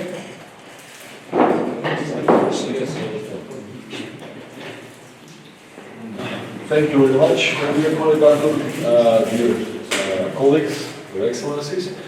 To continue where our dear colleagues, Professor Babiš, Professor Spasini, and that with their discussions here, yes, I agree with Spasini about geopolitical or normative reasoning of the European Union, but it is more overcomplicated, especially in today's turbulent world, where the transactional multilateral forces challenge each other. So our today presentations, it is about identifying the parameters and framing the Balkans, especially in the North Macedonia as a case, for analysis of the, I can freely say, the success of European Union and NATO in the Balkans, and especially in Macedonia.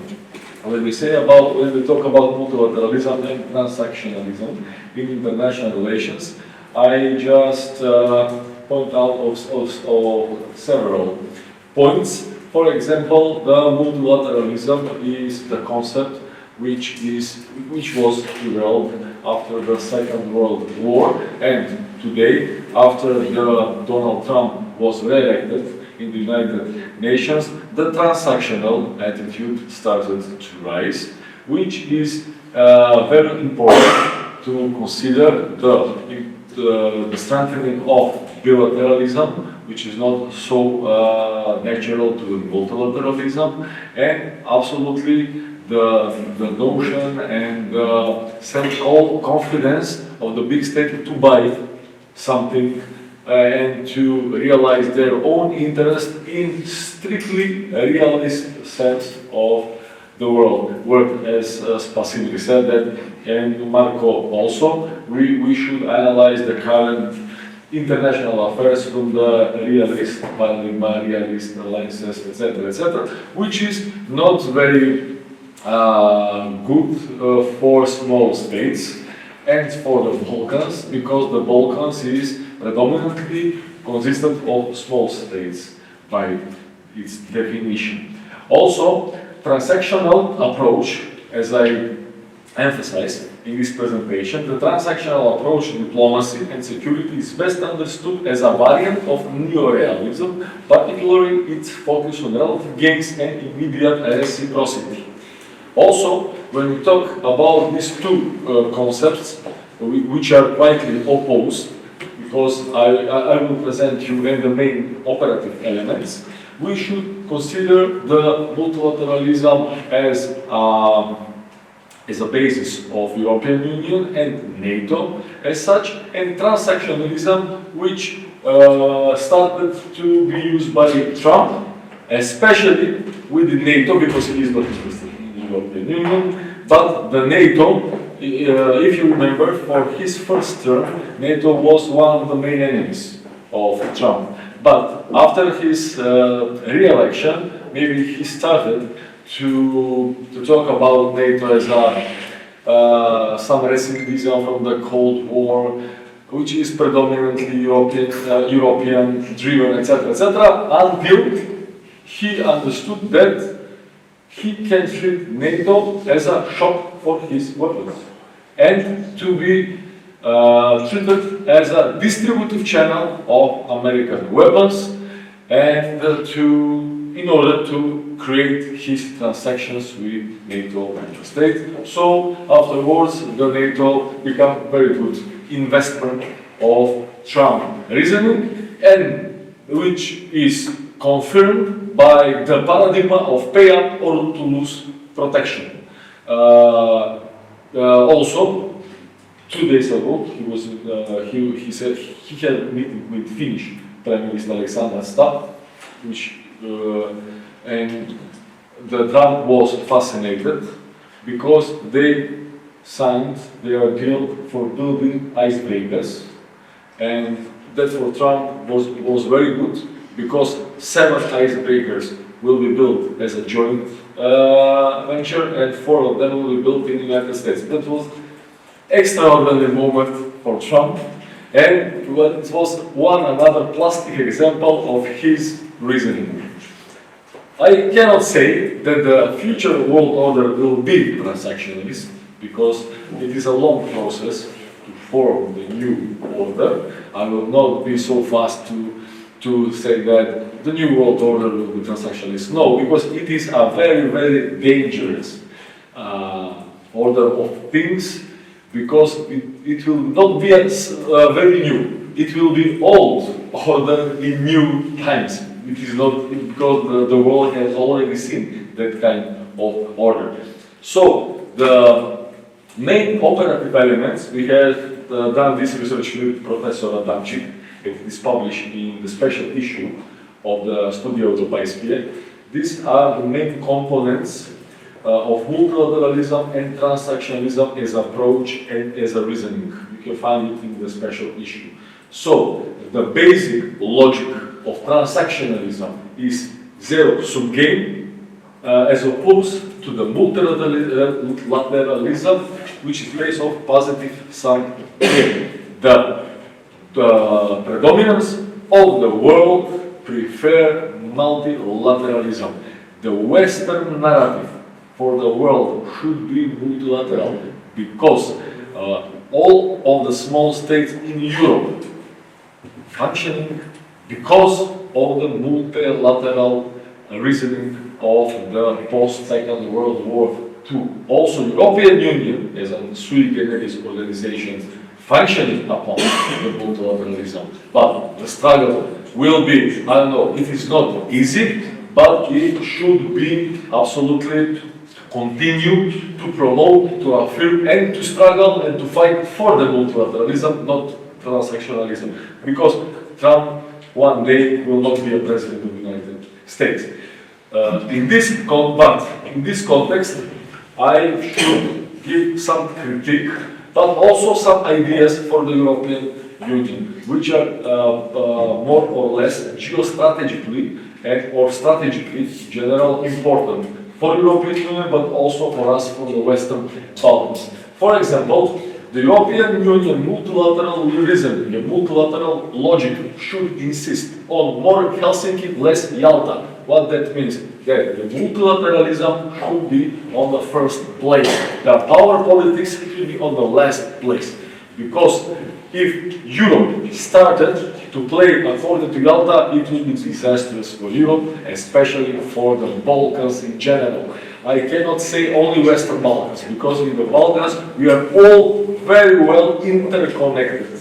And because the Balkans is one space consisted of small states, behind all of that small states there is some big power. That is the messy history of the Balkans. You have Greece, you have Bulgaria, you have Serbia, but they are not so important because it is important. France, for example, the United Kingdom, Ottoman, Turkey, Russia, Austro-Hungary in the history, and that is the problem of the Balkans. Because the most Balkan states are used as a proxies in one against another.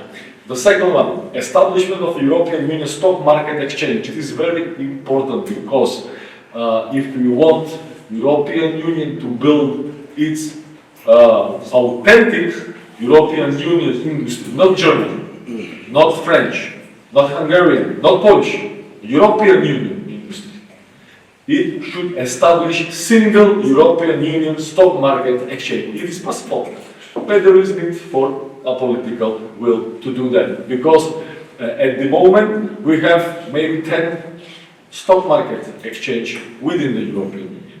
We need a single one, and to build up the first European Union companies, firms, etc., etc. The third one, the update or amendment or amending the Lisbon Treaty, enable a vertical enhanced cooperation mechanism similar to the United States compact system. Within the Lisbon Treaty, it is provided to the European Union to use enhanced cooperation mechanism initiated by at least 9 member states to build closer, deeper cooperation in certain sectors. The vertical enhanced cooperation mechanism, it is forbidden by the Lisbon Treaty. In the United States, that means that every federal republic of the United States can enter into the agreement or the compact or treaty with the United States as a federation. With the United States as a federation in order to build up some closer cooperation, institutional deepening, or establishment as various kind of infrastructural projects in certain sectors with the support of the federation and the state. In European Union is that not possible because it is forbidden to enter into the closer cooperation between the European Union and the member states, only between the member states within the European Union.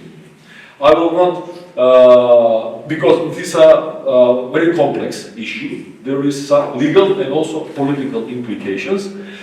I will finish here, not to continue more with this. And fourth, continuously and more intensively create and expand the ring of friends, which is very important. And I use the term of Romano Prodi, one of the former famous presidents of the European Commission, that the power of the European Union in international relations in its friends. And also in my PhD thesis, I also have done an analysis of the European Union legacy as a powerful tool, and it was aligned with the ring of friends of Romano Prodi. What that means? from the former 27, when UK was part of the European Union, the European Union was consisted of 27 member states, from which 11 of them were former imperial powers and colonial powers. Today, only 10 of them, because UK is outside. And that means that France, Spain, Portugal, Germany, Austria, Hungary, they have some strong influence in their former colonial territories throughout the world, and that is very good and very powerful basis for use as a soft power, but not today from the position of imperial power as a national imperial power, for example, Germany, Austria, French, but as a European Union to impose its values, its norms, and to enter into closer cooperation with its former colonial colonies, but as a equal players in order to create more closer cooperation, which should cement the European Union relevance. Okay, I will, please, Mladen, you can take the floor, because we have divided this presentation. Now, Professor Mladen will present some key aspects of North Macedonia and Western Balkans region. Thank you very much for your patience. Thank you very much, Mr. Goran. First of all, I would like to thank organizers, Centrum Europejski, for this wonderful conference with the director, Professor Kamil Zajączkowski, and all the other appreciated colleagues. I'm always happy to be in Warsaw. I will continue the presentation of Professor Goran, of course. His emphasis was more on the global aspects, but I will try in brief with my personal academic evolution to make comparison of the Macedonian EU integration path. When I was a student, in 2005, we gained the date of start of the accession process. And that was my Euro enthusiastic phase.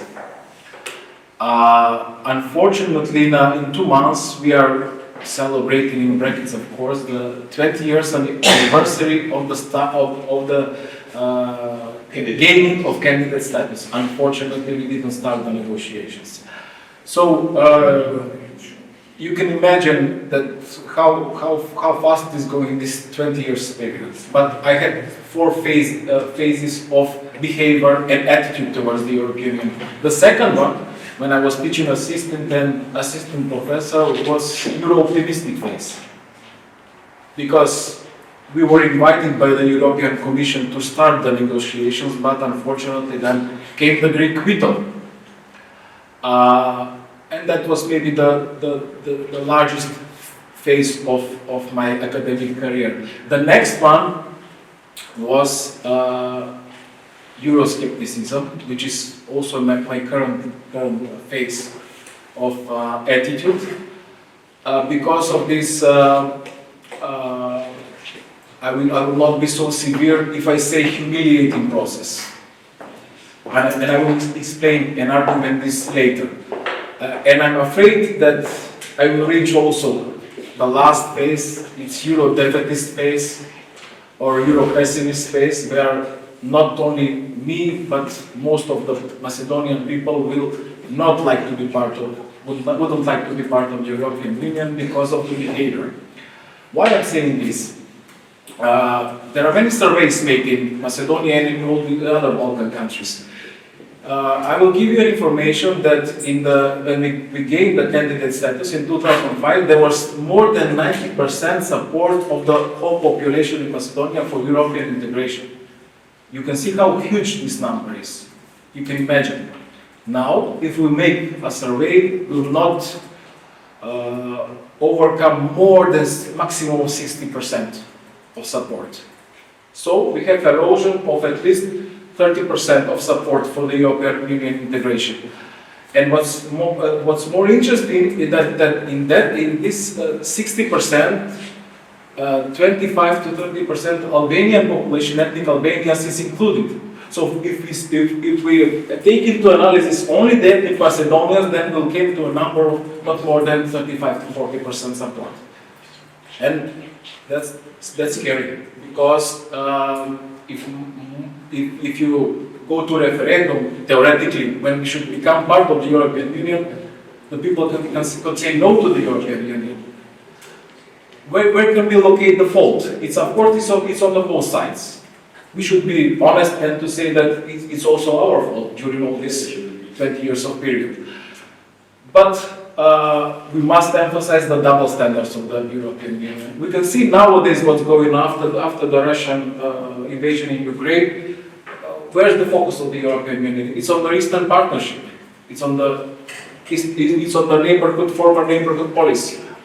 So you have Ukraine, you have Moldova, you have Georgia, and some other states which were part of the Soviet Union before, which are part of the Soviet space. Now they are invited on a big door to become members of the European Union. And the Balkan, which was part of Yugoslavian Federation, former Yugoslav Federation, which was not under Soviet control. It was non-aligned, at least non-aligned. Now it's in a phase of closing the gates to the European Union.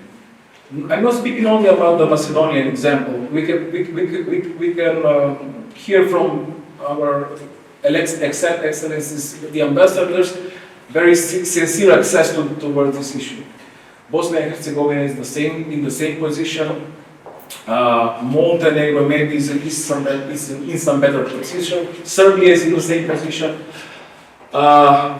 Albania now is moving forward, but I'm skeptic that Albania will manage very soon to become part of the European Union. We have to remember what Professor Massinger said, that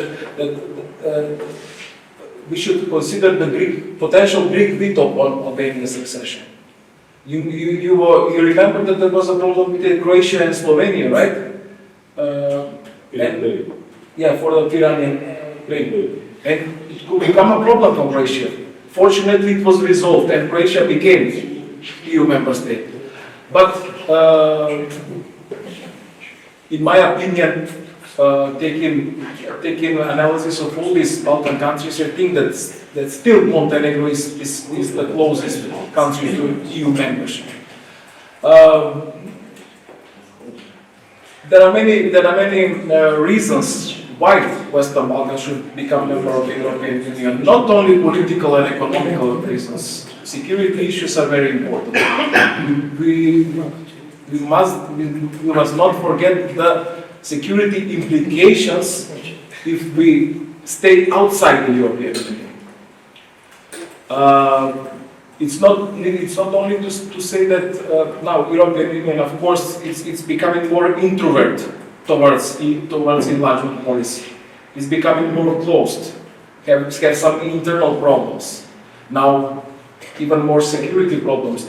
But I'm afraid that the implications for the Balkan will, in midterm, will be also implications for Europe, for the European Union. Because we are connected, we are part of Europe, geographically, politically, civilization, however you take, we are part of the Europe.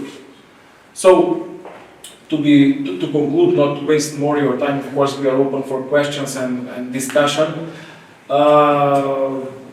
And to be honest, at the end, I'm not optimistic that we, as Macedonia or the Balkan countries, will enter soon in the European Union, not because we are not fulfilling the Copenhagen, Madrid criteria, Helsinki criteria, etc., but more because of the whole geopolitical constellation. I think that EU now currently is not interested for enlargement, at least not for the Western Balkans, maybe for Eastern Europe. More? Yes, that was my point. if you compare the history of EU negotiations, accession processes, the Balkan countries from one side and Ukraine and the other Eastern countries from the other side, you will have a complete strange situation because they are pioneers in the EU integration process. And I remember that Macedonia was the first country from the region that signed the stabilization for association agreement. But where are we now? At the same place. Thank you very much for your attention.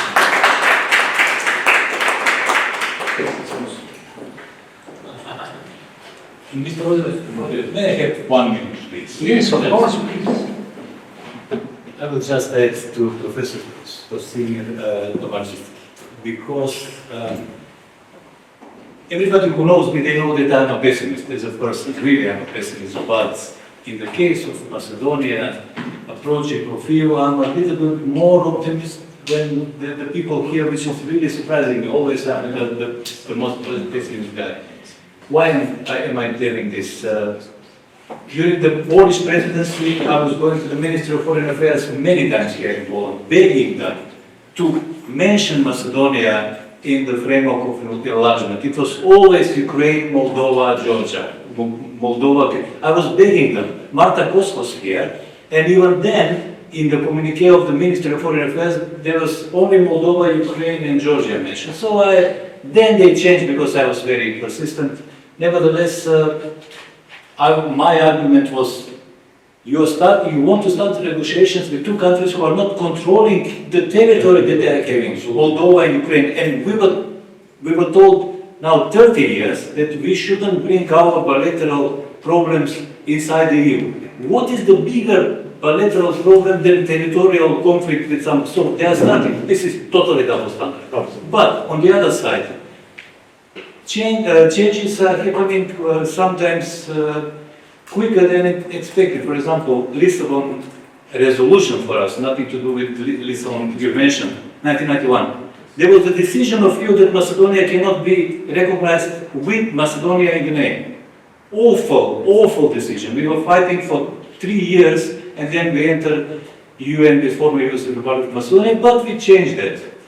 For example, we recognize China. So I did myself this document for, Taiwan. We established diplomatic relations with Taiwan in 1999. China will never forgive this. But the influence of China in Macedonia is not so big, maybe because of that, including Russia. Or 2017-18, these negotiations with Greece, secret, the last 3-4 days, Boris Johnson was main mediator, I was then in London. So we made it. Maybe we will make it again. What is making my optimism? I will finish with this.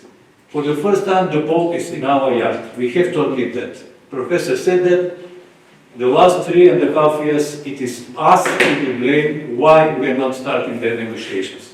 You know all why. We started official negotiations in on 23rd of July 2022. We started officially the negotiations. We shouldn't forget that. But we didn't open any cluster.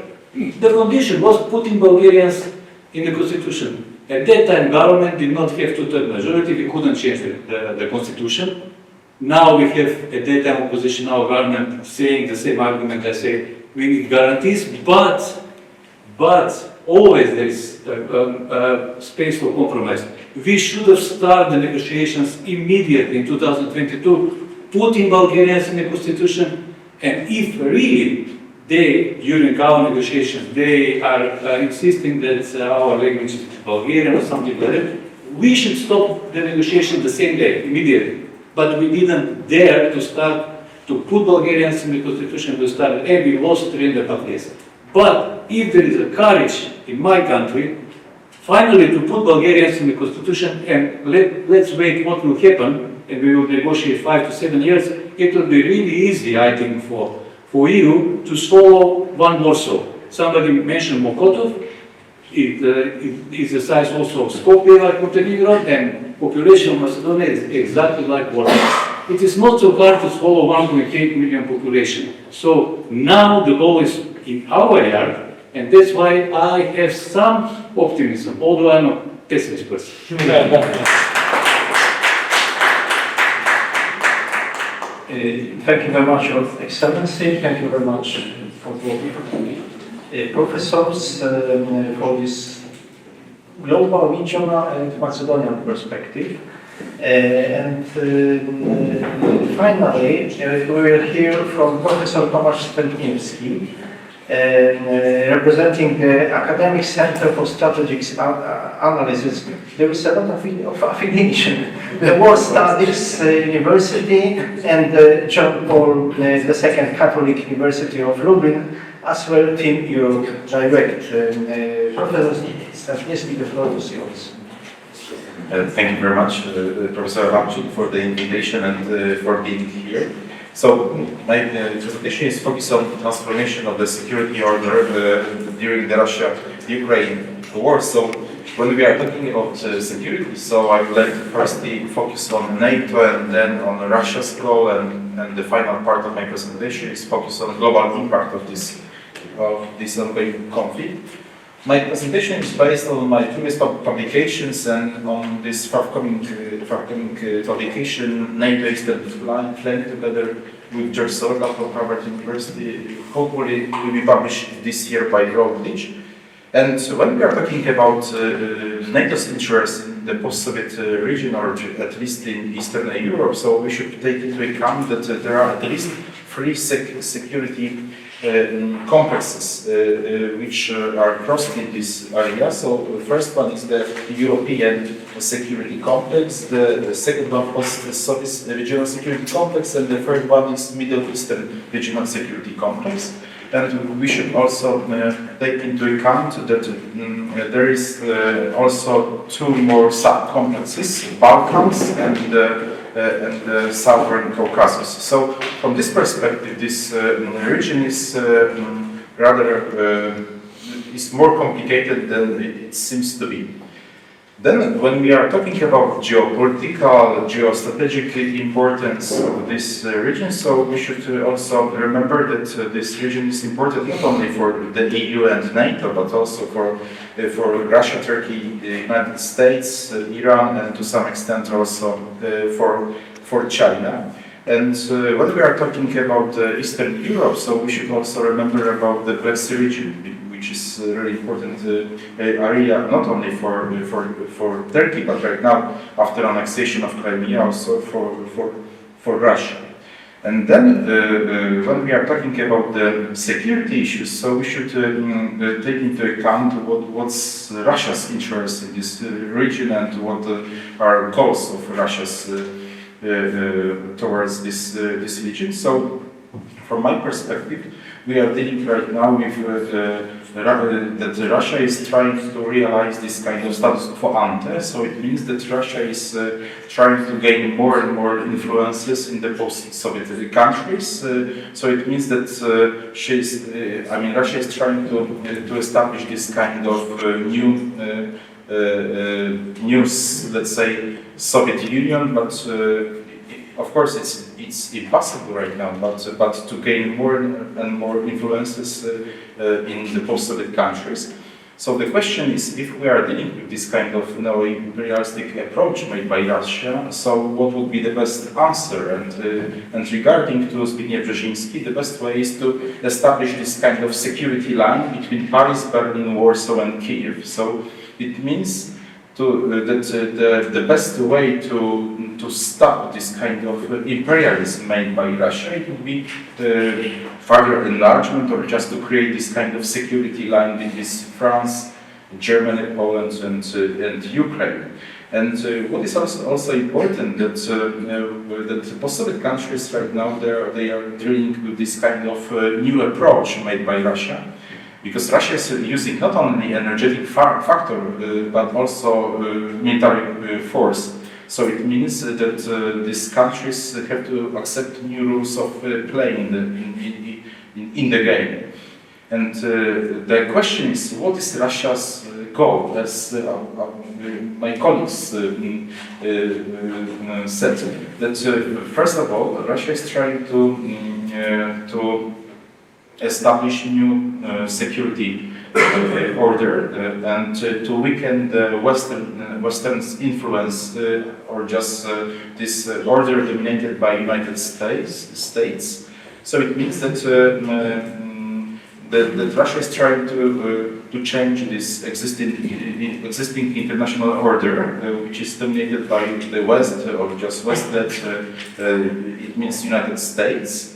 So from this perspective, it's also very important and to underline that this war is also about the authoritarian, totalitarian regime in Russia.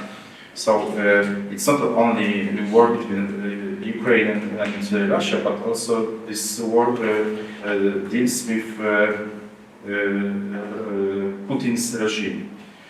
And then the last part of my presentation is about global impact of this ongoing conflict. So first of all, refugees from Ukraine recorded in Europe almost 6 million, but globally it's over 6 million. So what is really important, and Mr. Putin is underlying this goal, that if you are not with us, so you are against us, so it means that there are not going to be Ukrainians and Ukraine as a country. And the populated Ukraine is one of the reasons of this conflict, and it means that from this perspective that it's going to be a disaster in the next generations for Ukrainians.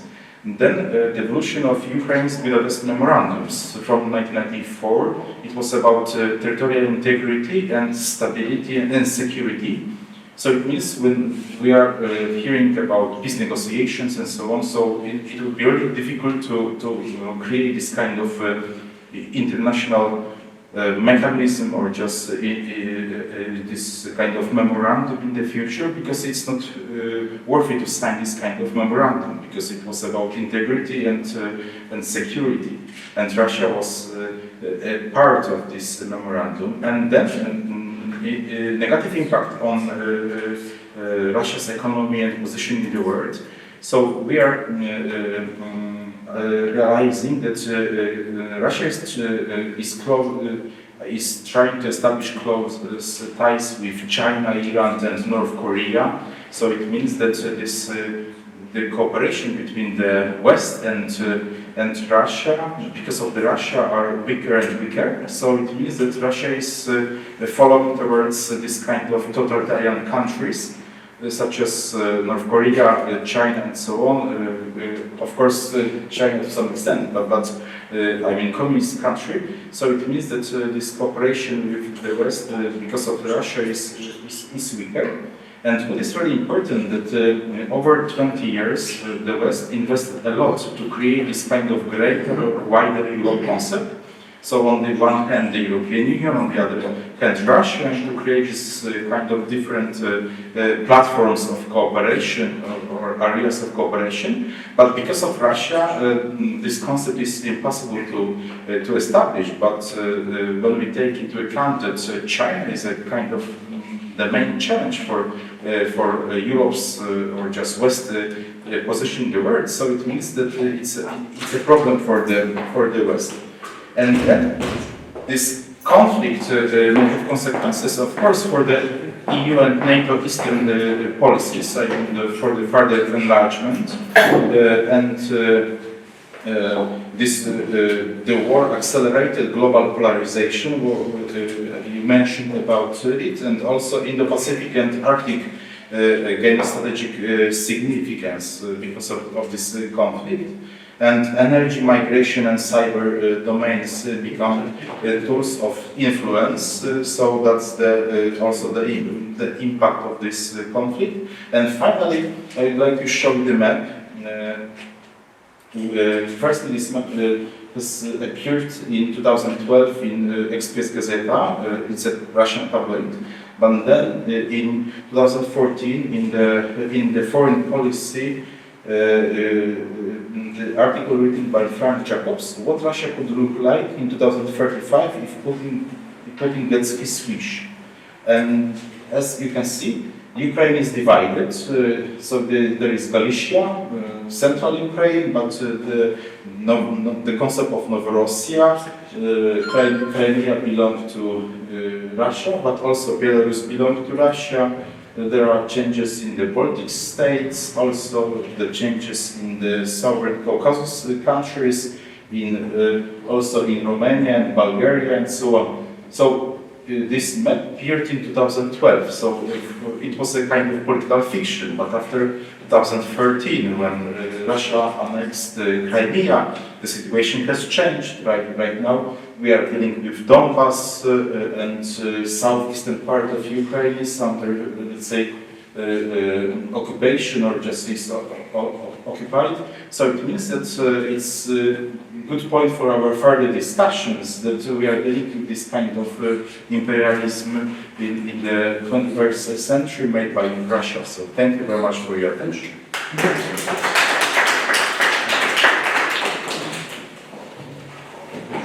Thank you very much, Professor Stefniński, and we still have about 10 minutes for the questions and answers section. Thank you very much. Please use the microphone. Okay.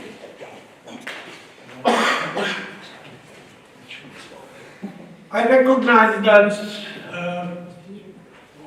only one speaker today had the topic not oriented toward the Balkans. So it was me. So no fault.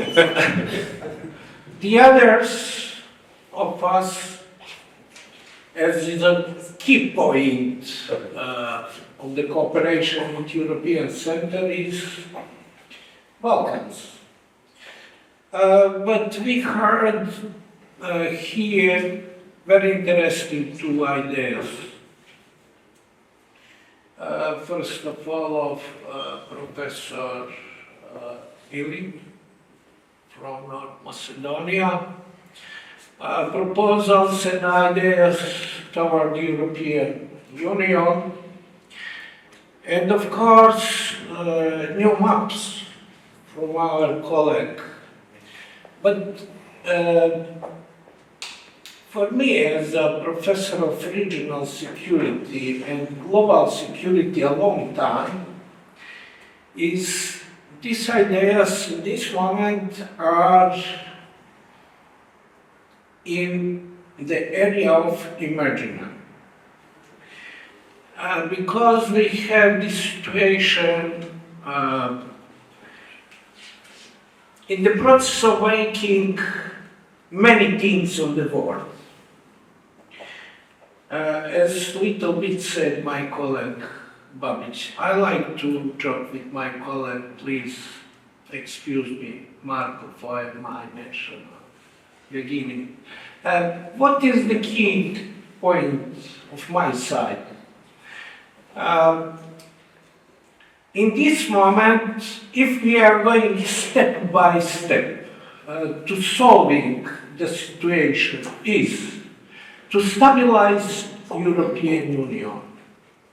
It's a big step. What about you are speaking to have its idea very old that Russia needs to be part of Europe.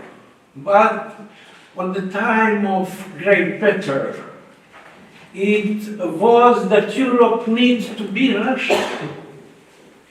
And of course, in that time, Poland was one part of Russia. You know for that. And during the time, many things changing and changing. We are speaking about the modern time.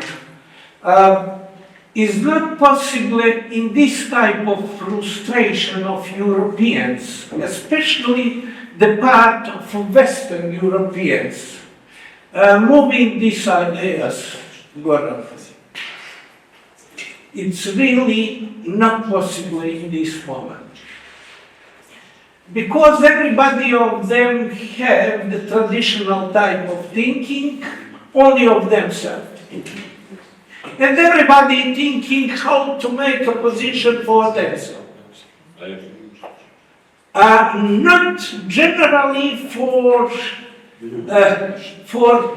the other and the collective importance, unfortunately. It is the situation on the Western Balkans also. Not about the together goals, then the separately goals. And this idea, maybe it will be realized in the future time if we have really a strong opportunist United States toward Europe. But when it will be? Never. Why? The United States made Europeans. It's a common culture.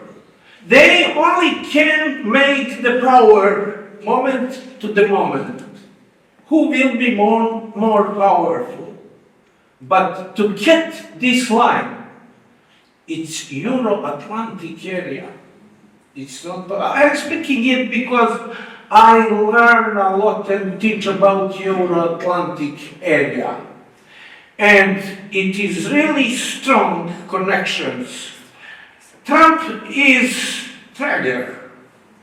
He is making a pressure now to take more and more money for the weapons. The biggest export of weapons is of the European countries, 70%. European countries who are in the member of NATO. And it is the point of the Euro-Atlantic Agreement on 1949 from the side of Americans. Because America, for the Europeans needed America, not America European. In the other side, if will be on the imaginary United States against Europe, it is a great idea. Because you have the situation that many Russians using dollar, not euro. All Russia using dollar, not euro. Why? You have the situation that Serbians are for Russia, but no any Serb going to the Russia. They are going to the Europe. It's the same situation according to the European integration Russia. Excuse me, please, I needed to give my mention a little bit about it, but ideas, very good. Why we need to have the intellectual discussion if we not have ideas? Thank you very much. Thank you very much. Is there any question or comments? So thank you very much for our panelists. So the panel number 2 is finished. And now there is a time for concluding remarks. I invite the Director of the Center for Europe University of Warsaw, Professor Zajączkowski, and also Vice-Rector Professor Goran. So dear guests, dear friends, I hope and I think after today's days and after our seminar that we have a lot of common. And like I said a few hours ago, we want to build more and more comprehensive networks of cooperation, and great thanks to His Excellency Mr. Ambassador for sitting all day with us. And like I said, it's very important for us that our voice from the University of Warsaw, from Center for Europe, but we have also the colleagues from the Faculty of Political Science and International Relations, that our voice will be hearing in your embassy and with your politics, and it's very important for us. Great thanks for your attention, and I think it was a fruitful conference. So thanks a lot, and Goran, the floor is yours. Thank you very much. Once again, I want to use this opportunity to thank you for continuing this collaboration between all of our universities. It is one more evidence that Poland has serious influence for integrating and sensitizing the Western Balkans. Also, congrats to this initiative, to the Center for Europe, for their struggle to provide such opportunities for all of us. Absolutely, from the name of my universities and Kliment Ohridski in Bitola, as a brotherly university, we are always open for cooperation. He is our Macedonian ambassador. I respect him a lot, and he is witnessing this cooperation between us. So I hope that in the future we will continue for this kind of activities, all of us, under the initiative of Poland, with the cooperation of all Western Balkan countries, to create these types of intellectual fora in all of our countries. Because maybe the ideas for which we talk about today are not possible to be realized at the moment, but our obligation as intellectuals, as public intellectuals, is to provide as much as we can more solutions, more ideas for the better Europe and for the better world. Thank you. And one sentence more, I'd like to thank Mr. Artur Dantyk for organizing this. Professor Rector Goran Ilik. And is our friends from Montenegro, Professor Mehmedin.